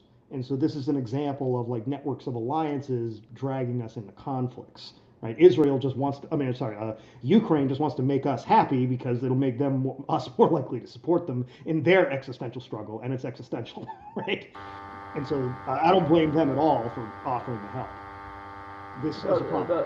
The one thing I would say, Brian, is, yeah, usually that's the case, but you got to do the Trump thing here, and Trump, he's just going nilly-willy wherever the hell he wants to go for no reason. There isn't any reason behind this other than, in my book, that he can see that shit's coming out about the Epstein files, and so this is just another distraction, and he's just going to keep doing it. It's Cuba tomorrow, at some point we're going to hit Trinidad and Tobago because somebody got some bad rum. This is how bad this guy is, and there's nobody telling him, no, you can't do that. And so he just, it's the insanity of King Donald. Yeah. I agree with that, and I even go one farther, right? And this is the real danger, right? Like, he went after Venezuela. That was January 5th. I'm writing an article about this. I just looked up the date. So January 5th, he went after Venezuela. A couple months later, he's going after Iran. Okay? Cuba's probably on the hit list. Okay? What exactly stops him from going after the Mexicans or the Canadians? Other than longstanding alliances, which he doesn't respect. So glad that you brought that up, Brian, because that's why I put it in our chat earlier. Like, did anybody watch the press conference today at the Shield of the Americas? I did. I know, Mayhem, you're like shaking your head. I did, because I wanted to see what it was about, what was said, because I was interested, because it sounded very fascist. It's like, oh, let's see what they're doing next. And so, to Brian's point about Canada and Mexico, right? Like, are we going to go after them? And then if you watch that press conference, which I did for all of you, so that you don't have to, because about 10 minutes in, I was over it. I was like, oh God, I have 40 more minutes. So Carl's like, yeah, I was like 10 minutes in, I was like, oh my God, what is happening? Because let me set this scene. Okay, he is introducing right-wing authoritarian leaders in our hemisphere with jokes in front of each one. And that took the first 15 minutes of this briefing.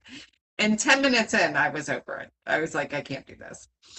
So the thing is that we are forming an alliance with all of these countries to do a drug war that we've done for the past, since Reagan in this country. And there's more drug addicts now than ever. So it seems to be working well, the war on drugs, in this country and in others. But not included in the Shield of the Americas is Mexico, Canada, Cuba, any of the Caribbean islands that are in our hemisphere. And so I think Brian's point of, are we going to somehow alienate our direct allies, like land allies, is a very good question. Right? I mean, what do y'all think, Mayhem? Yeah, well, I mean, I'd like to point out that all these countries that you're pointing out, the thing they have in common is that they're trading with China in a non-US currency. Yeah, yeah. So we didn't even get into the whole petrodollar thing, because I have studied that so much and find it fascinating. But to Brian's point about Canada and Mexico, I think, Brian, that is going to come into question quicker than we realize because of the NATO alliance. And who was it today that shot down an Israeli drone? And it was a NATO country that shot it down. I think it was Germany or France. It was France. I stand corrected. France shot down an Israeli drone today because they saw it. They didn't know what it was. So they shot it down. So they sent another drone that dropped a grenade. And then that didn't work. So then they shot a tank in their direction. That's a NATO ally. So, Brian, I think that this is going to come into play very quickly as Iran is sending drones towards Europe, towards NATO allies, and where is our allegiance going to land is the bigger question. I mean, this almost sounds like a Molotov Ribbentrop pact, right? Like we have these two guys in authoritarian countries who make a drug deal behind everybody else, and then they do the thing, and everybody's shocked, right? Like, is this what's really going on? Could you imagine this from Netanyahu and Trump? And I think you could. Sounds like the CIA. Yeah, I mean, and I don't want to say necessarily that's true because that's conspiracy theory mongering. I don't think we have enough evidence yet, but that's I believe it. It's possible for these people to do. Like I think they have no ethics or values, and that actually matters in the calculus. Like most leaders, most of the time, generally have some red line or something they won't do, and I think these people are ruthless, right? And they don't care at all. And it's not even a question of philosophy. It's just raw sociopathy, right? I absolutely agree with you, and I think they will absolutely do anything they think they can get away with politically. That's the thing. And that's what they are doing, right? And Bibi's riding the lightning, and now he's likely influenced and has a strong relationship with the U.S. leader, which is strengthening his credibility and probably influencing the rest of the world's lack of a desire to pursue charges against him. As we know, he's been indicted in international court. Yeah. Well, it protects them because America's the big dog, and so like Israel has some space to operate because they're protected, and Netanyahu is whispering sweet nothings into his ear, right? And Trump is easily to influence, and so let's imagine I'm ruthless and in charge of the Netanyahu government. I'd be like, oh yeah, this is a perfect opportunity to destroy my enemies. I could use America to do it, and so it's like every anti-Semitic trope you've ever heard about Israel controlling the government is now true, not because the Jews are controlling the government, but because Netanyahu and Trump are in bed together, right? Just think of the darkness that creates in society, right? Because now you're going to rationalize all these anti-Semitic conspiracies as well at the same time that this is going on. So I guess I'm here. I'm here to terrify you, basically, is what I'm here to do. I think Netanyahu's just got too many pictures of Donald Trump that he can let loose. Release the files, by the way. I mean, it's. Yeah, you think Netanyahu's compliment? I just think the level of insanity, like Brian, because over the last year, like some of us now have known each other almost a year. And some of us that like watching and in our group have known each other a year. And every time it's like, oh, now he's done this. I think it was like a month or two in that I just gave up all like standards of what could happen. Right. Because every time I was like, oh man, it can't get worse than that. And it did. And I was like, oh, all right. So I think I know, Tom, but if you just keep your low, bar extremely low, because I mean, I live in Florida where Alligator Alcatraz exists and still operates, and over 700 people are missing from, and nobody batted an eye. I mean, Floridians did, but not on a national scale. And Amnesty International came out and said, Alligator Alcatraz is a torture prison, and Floridians went, right? And so there is no low. You can't put a bottom on it, because every time you do, it's like, oh, I didn't think Floridians would be into concentration camps, but yeah, here we are. But Jan 6ers were fucking political prisoners, right? But I mean, with the administration and with Iran, we saw them bomb a school and then immediately come out and say, but it was on a military base. Oh, okay, cool. Like, that does not matter. Or, hey, we're going to sink a ship that's at an exercise with another country that we were invited to and then backed out of, so that we could plan to sink an Iranian ship that was defenseless in a military exercise. Like, did y'all think that was a possibility, that we would back out of a military exercise to sink a warship in the same exercise? I didn't. I could imagine a case in the world of realpolitik where you're not a sociopath, or that is actually a valuable thing to do. If you have an adversary you've identified and you believe that you can decapitate and replace them, I see a path for that. Yeah, same. I could see that. But at the same time, it's Trump, and so like I'm not giving him that credit. But again, this is the game he plays. Like, he plays the game of like, it's plausible, right? Because the Ayatollah is not a friend of any of us. Like, this guy was an asshole, and most of us are GWAT vets, and we went to war to fight, well, Islamic terrorism and the people who were doing that kind of shit, and a lot of us believed in it. Not everybody, but a lot of us did. Right? This is not that. This has nothing to do with that. Like, this is our fucking problem. Like, we created this,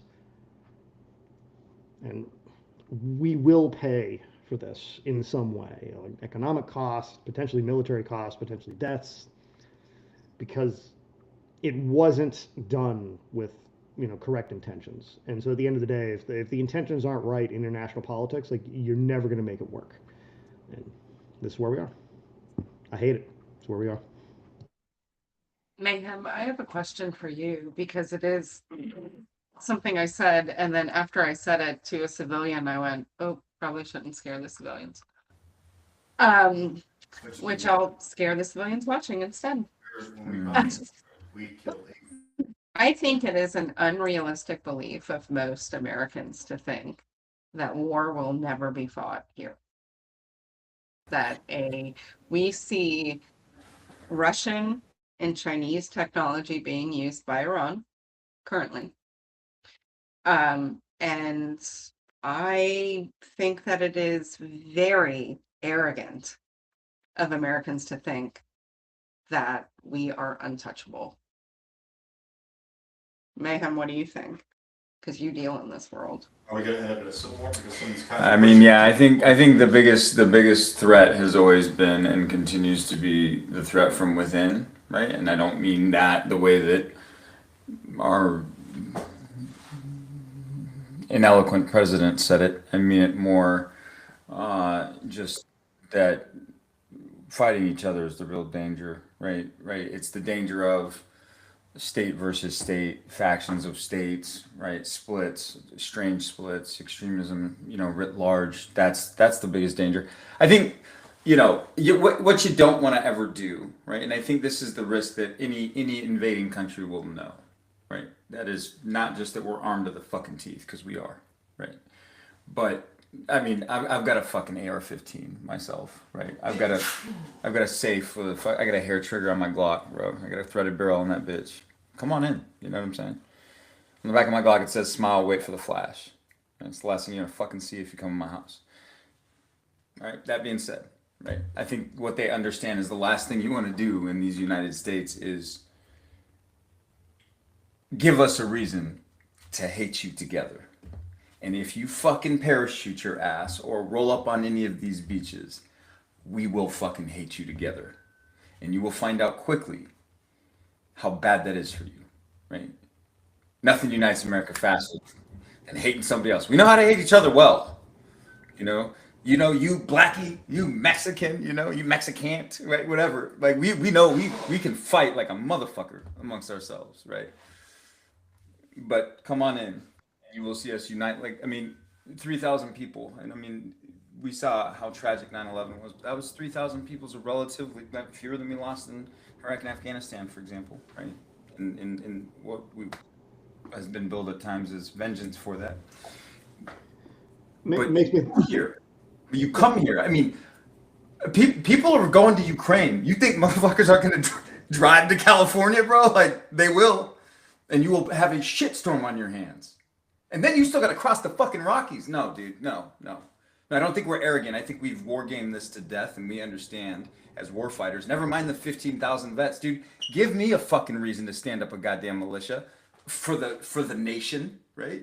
I mean, no, that's an impossible endeavor. And if you want to try it, be my fucking guest, dude. I will get my goddamn bandana out and go into the fucking woods, and it's game on. You know what I mean? Hey, big brother. I would say, hold on one second, Tom, and then Sorry. Carl had his hand up. I would say I wasn't talking about a grand invasion. Like, Oh shit! just Sorry, in my general. bad. Yeah. Because I don't think any country is dumb enough to try and invade the US, considering every other country talks shit about us having so many weapons. So I don't think that they would be that dumb.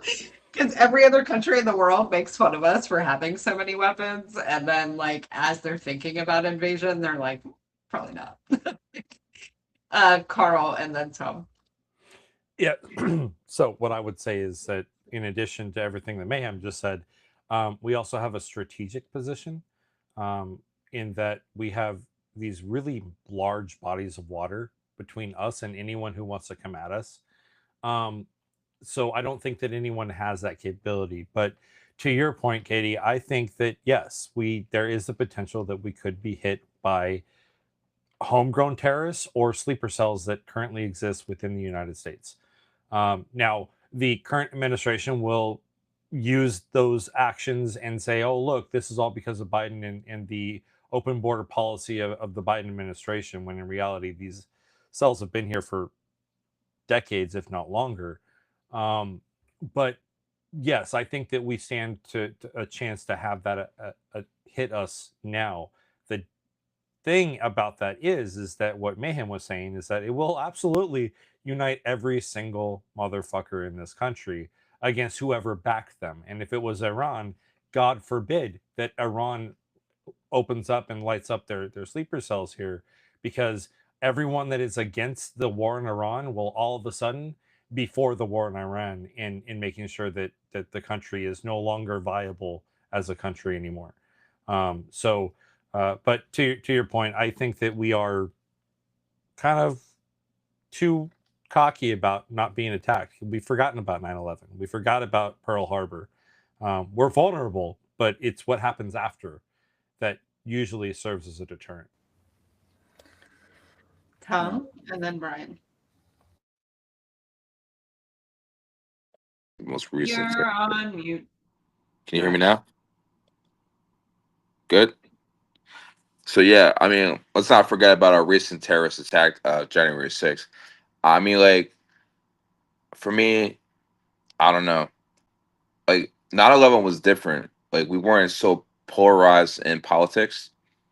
Our country wasn't as divided as it is now. When it comes to people's political ideology, it's become part of their it's become part of their personality. I think 80% of MAGA is gonna fucking shit the bed and probably hide in their fucking behind a fucking tree somewhere, and we're gonna be saying, "Well, I told you so," type of shit. Um, and it's probably gonna be some friendly fire. Um, I'm not gonna sit here and fucking protect the life of somebody that would rather see me be unalive, or would fucking, you know, climb the walls of the Capitol building because they don't believe in free and fair elections, or would probably harm any of my brothers and sisters on this fucking panel. You get what I'm saying? So like, you know, be careful who you unite with, because you know the enemy is always watching. You know. 100%. Brian? Yeah, so Mayhem said something about how like we would unite instantly because we have this kind of internal fightiness, I guess. Yeah, and I think he's right. And you saw the same thing happen during World War II. There was an America First movement prior to World War II. It was like Charles Lindbergh, the first guy who flew around the world with a plane, and like or across the Atlantic. I'm not sure which was. There was some like aerial thing that he did, and he was the America First candidate in like 19, I don't know, 36, I think, or 38, like I forget where it was, but and there was like a Nazi rally in one of the like I think it was like the same building at TD Gardens. It was this Madison Square Garden, and there was a rally there that was a Nazi rally, like a couple like either a month or a year. I'm getting all the history wrong. Before Pearl Harbor, right? And so like we had an America First movement here, and their big thing was like do not get involved in World War II. And they were basically Nazi sympathizers, and they didn't want us to get involved in World War II. And then we got bombed in Pearl Harbor, and they were fucking obliterated, like politically. Like they just ceased to exist as an entity because that act was so shocking. What worries me about this could happen on American soil while Trump is president, and he could even potentially precipitate it because this guy's such an evil asshole, and use that as a way to protect himself from accountability. And there's going to be some fucking dipshits, right, and NPCs who go along for the ride. And those folk might be in our coalition, right? Like this is the shit that worries me. Like you don't understand the damage. Like people do not understand the damage because you don't understand like the after effects, because we have this kind of model of stability in our head, and the future will be slightly better than the past. And the whole thing is falling apart because these people at the top are using every vector they can for their own personal benefit. And that really matters. And most of our leaders, including leaders you disagree with politically, have not done this. And this is what is new about what is happening now. So I would go so far as to say that, don't attack me for this. The terrorist attacks of 9/11 succeeded.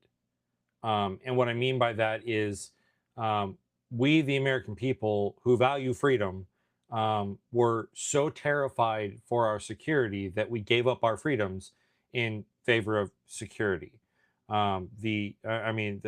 All of the laws that came out after 9/11, everything, the Patriot Act, all of those things helped build the surveillance state that we have today. And so, because of our fear, we allowed for our freedoms to be ripped away, and we allowed for the infringement on our constitutional rights.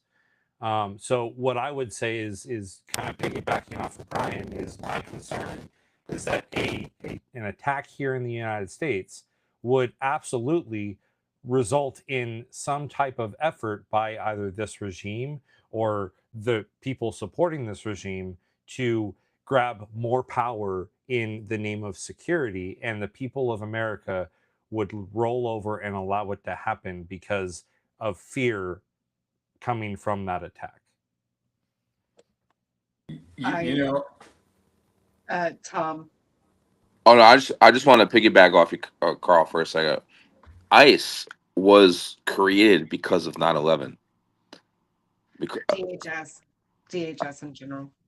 Yeah, I mean, it's just, and it was done by American citizens, regardless of where their national origin is.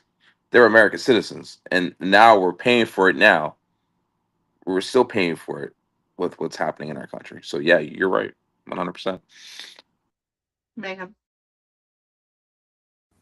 you guys are really touching on, I think, a concept that I've been wrestling with. It came up in a book I'm reading recently.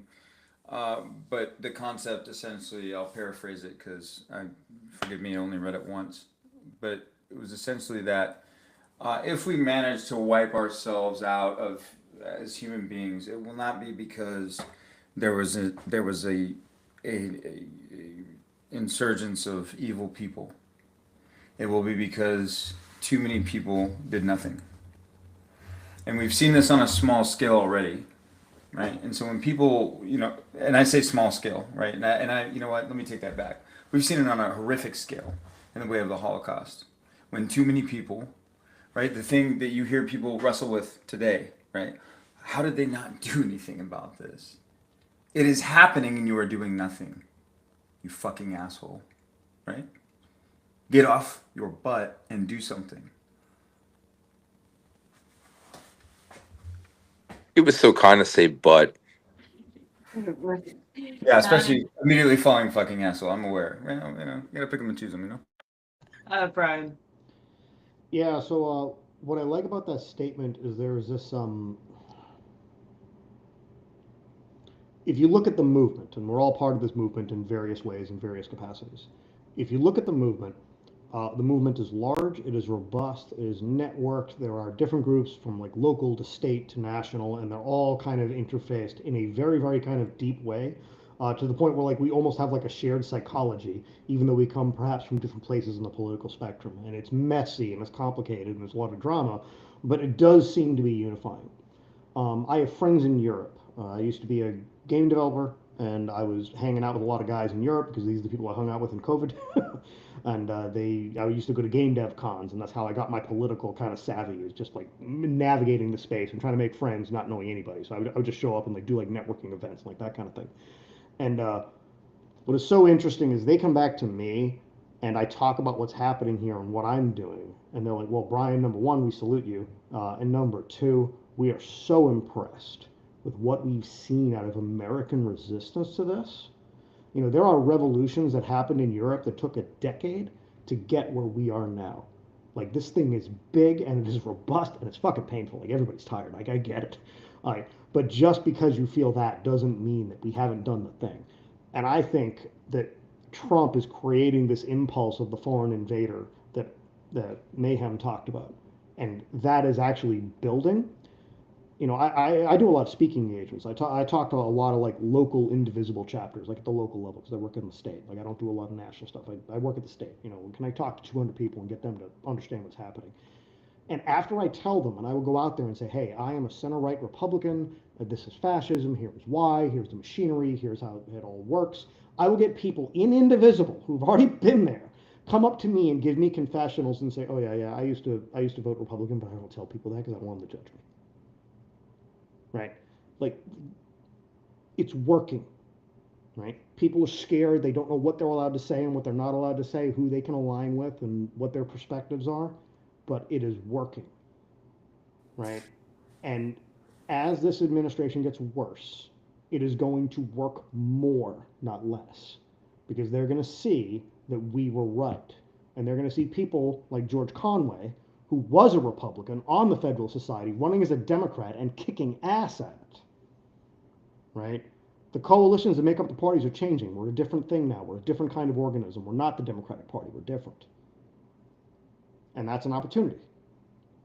So with all the dejection, and in a positive note, with all the dejection, all the fear, and all this that's happening, I feel it too. Like, there's a system here that is being built. This system is powerful, the system is robust, and the system can change the shape of things if we are disciplined and if we are effective. And I think for the most part, with some excesses, we are being disciplined and effective. So. I agree 100%. Like, everybody in this movement, whether it's fight against fascism or money out of politics or Massachusetts 5051 or crayon box politics or 5051 vets,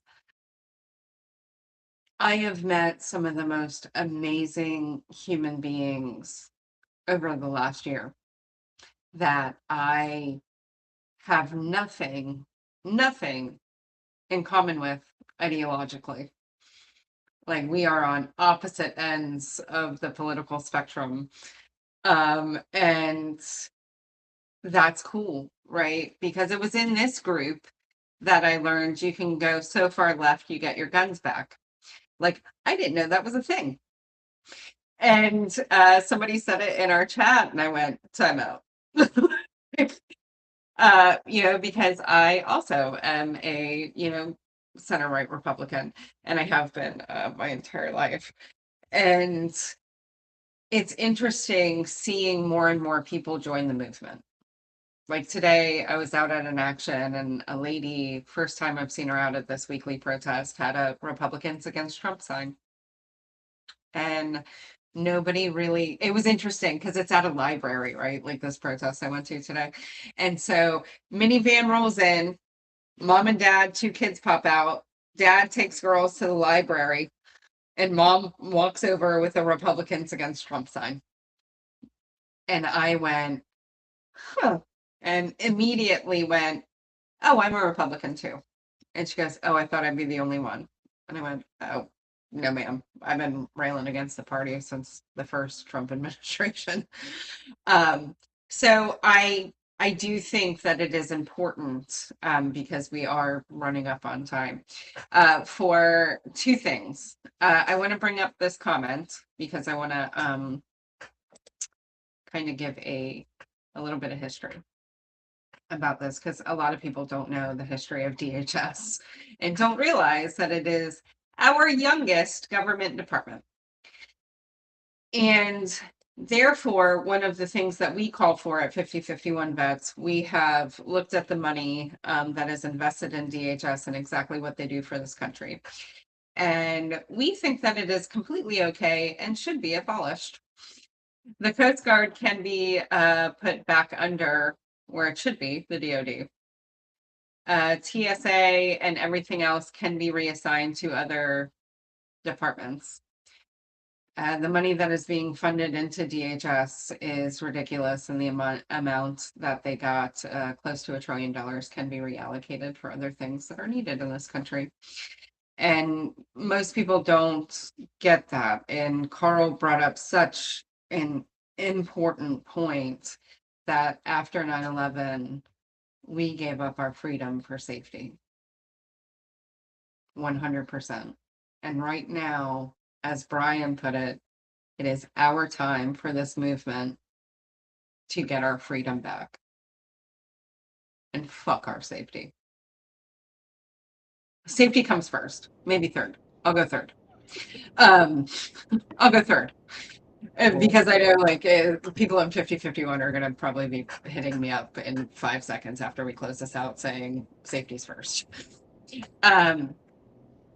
We need to take our freedom back. We need to take our power back. And one of the ways that we can do that as veterans is getting involved in one of the myriad of groups listed here. Like everybody has, except for Mayhem. Mayhem is money out of politics. And Tom is Fight Against Fascism. If you are watching and you want to get involved, these are all lovely groups. If you don't want to join any of these groups, reach out to a group. I don't care what group. There are plenty.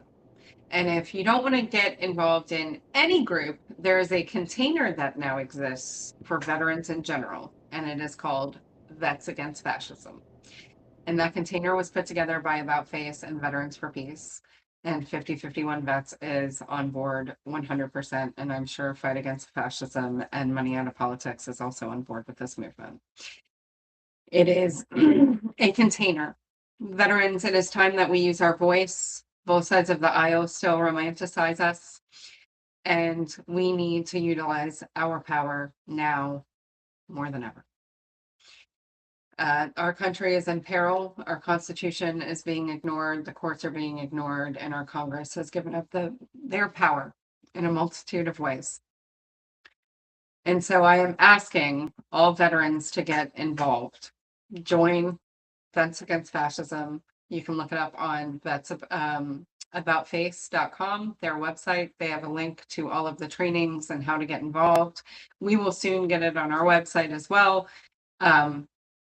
But I do want to thank everybody for being here, especially Brian. I hope you come on more. I always love your perspective on things because we do align ideologically. And so a lot of times I love like having someone else that has the same belief systems.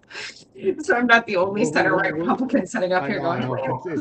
It's a lonely tribe. I will say that number one reason I follow you and that I'm interested in what you're doing is because I noticed that when you were on Sons of Liberty.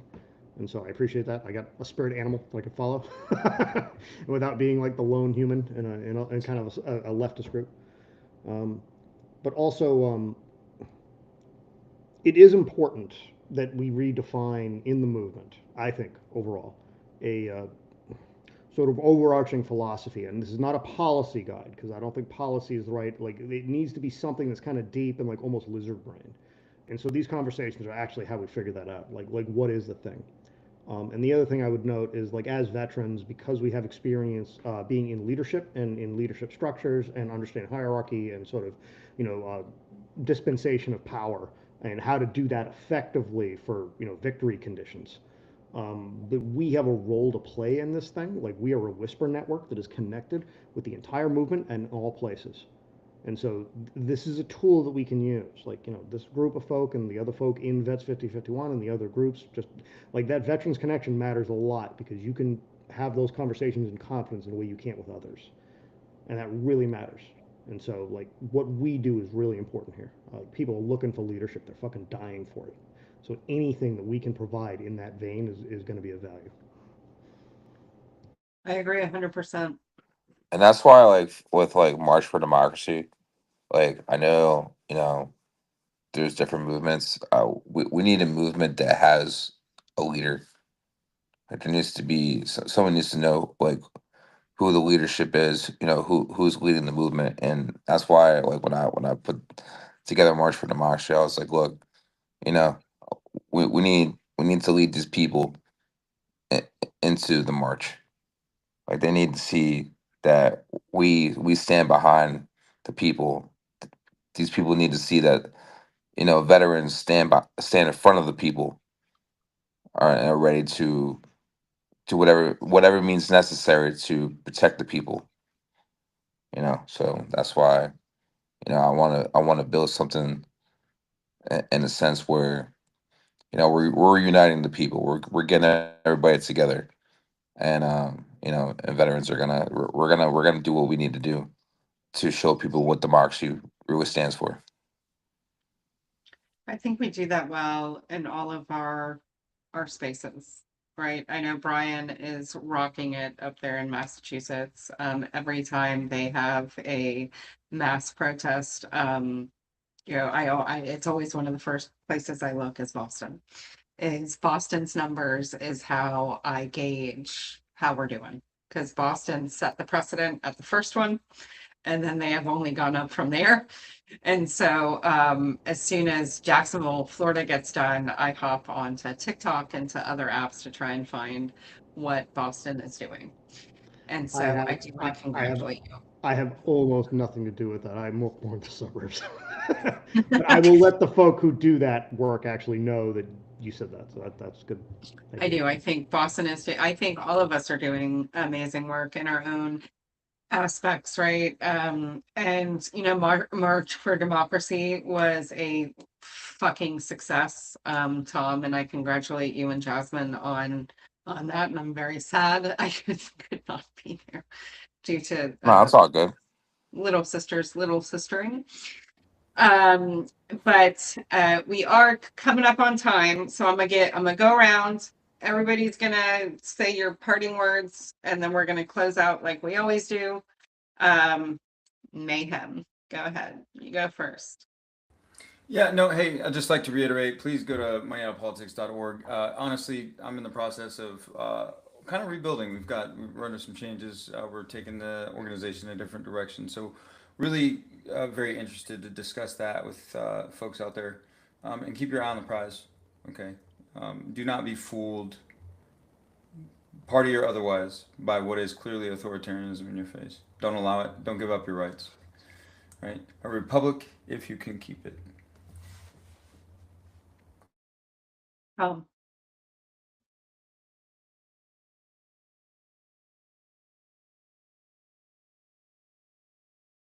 You're on mute. Are you in bed? I can't. You're laying in bed? What's happening here? I can't hear you. Bro? Can you hear me now? Yes. I don't know. This app doesn't like my phone. No, we're in DC actually. We're gonna be at the it's the it's for the women's National Women's Day Yes. tomorrow. Yes. Yeah, So the angry and knitted. yeah, Angry Knit and Jasmine's gonna be speaking, so we're down here. Yeah, so You fucking muted yourself. Like what is happening? I don't know. I have no idea. Uh, just everybody keep your job purpose and motivation. That's it. You know, we gotta keep our heads up. You know, our mental health in check. And I know it's easier said than done. Definitely, mental health is hard when we're constantly dealing with crazy bullshit coming down the fucking pipeline. Take breaks. Make sure you're eating. Make sure you're sleeping. Make sure you're We're hugging gonna your do family. our safety brief, fucker. Stop talking. Oh yeah. You're right. But Stop fucking talking. Carl. Katie, I think you have the ability to mute on your own. Just mute him when you need him to stop talking. So I would be remiss not to plug tomorrow's show for the live for Crambox Weekly, because we talked about Iran tonight. That activist that I mentioned earlier is also going to be on my live tomorrow at 3 p.m. Eastern time. So if you have the time, please tune in and check it out. We'll be taking questions from the audience in addition to the questions that I'll be asking her. But she's truly an amazing and inspiring individual who has quite the story to tell. So looking forward to having her back on to talk to her about what is going on from the activist side of things, and from the resistance side of things when it comes to Iran and what comes next. So looking forward to that. And then I guess my final note would be at Crambox Politics, we have a saying. It's called stay informed, stay engaged, and always color outside the lines. Because we as a people are not red, we're not blue, we're not Republican, we're not Democrat, we're Americans. We all have the same views, just different ways on how to get there. So that's all I got. Brian. Yeah, so I just wanted to say that I don't have a plug. I would like to speak to the people who perhaps are not engaged or haven't done something or just kind of curious or whatever, activism curious, whatever. Um, I am not a natural activist. Before this, I was a capitalist. I still am. I want to start a company. That is what I want to do. That is my dream. I gave up on this dream to do this, and I'm using those skills that I was trying to learn to make money to help save my country. It comes from a very, very deep place. I am not a leftist. It is important that we win.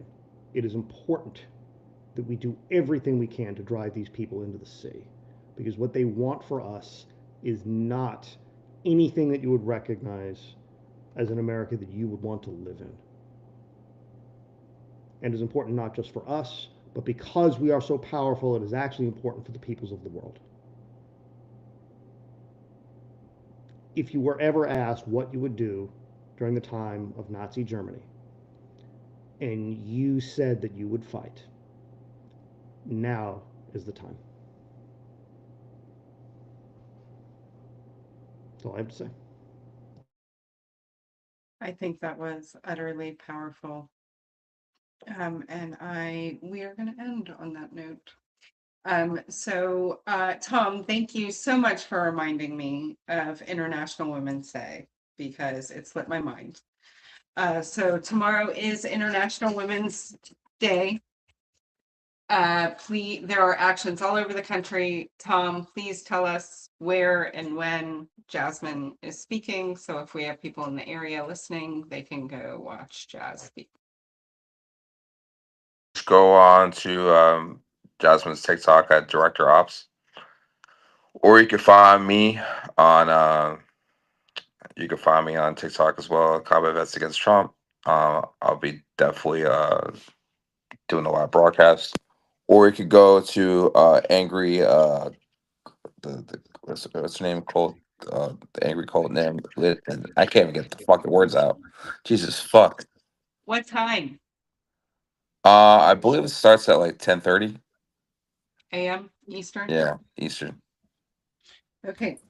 I will try and watch Jazz Speak tomorrow. And there are actions all over the country, so please look in your local area. I know here in Jacksonville, there is an International Women's Day event tomorrow at 3 p.m. In Lovelace Park, put on by JIRA. And it is focusing on immigrant women. So if you would like to join, please join us there. And Brian, I do want to thank you again for that closeout. Like I am, ever since you finished, have been kind of replaying what you said in my mind. And Carl put in the chat that it brought goosebumps, but honestly, it like chokes me up a bit as someone that just as much believes in America, in our Constitution, in freedom, that it is time to fight all sides of the aisle, right? That Constitution we all took an oath to, that Mayhem is holding up, right? It is the most important and one of the most brilliant documents ever written.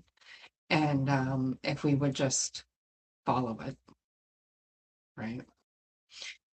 So we do close out in a somewhat silly manner after saying something so serious to lighten the mood. And to Mayhem's buddy who is listening, you're gonna find it funny. We close out with a safety brief. So in the military, at close of business on Fridays, end of day, you do a safety brief with your first sergeant or commanding officer, to be reminded of how not to be a degenerate over the weekend so that your supervisors don't get called. So we always open it in the same way. Do not beat your spouse, your child, or your pet. Drink water. As Tom said, make sure you're eating. Mental health matters. Take all your meds. All of that is important. Make sure that you reach out before you crash out. Get out of the space. Tom said it too. It is very important. Go out, touch grass. That's what we say in activism. Go out and touch grass. Go spend time with people that you care about. It doesn't have to be your family, but it should be somebody that you enjoy spending time with. Do not drink and drive. We are very big on that here. This group is.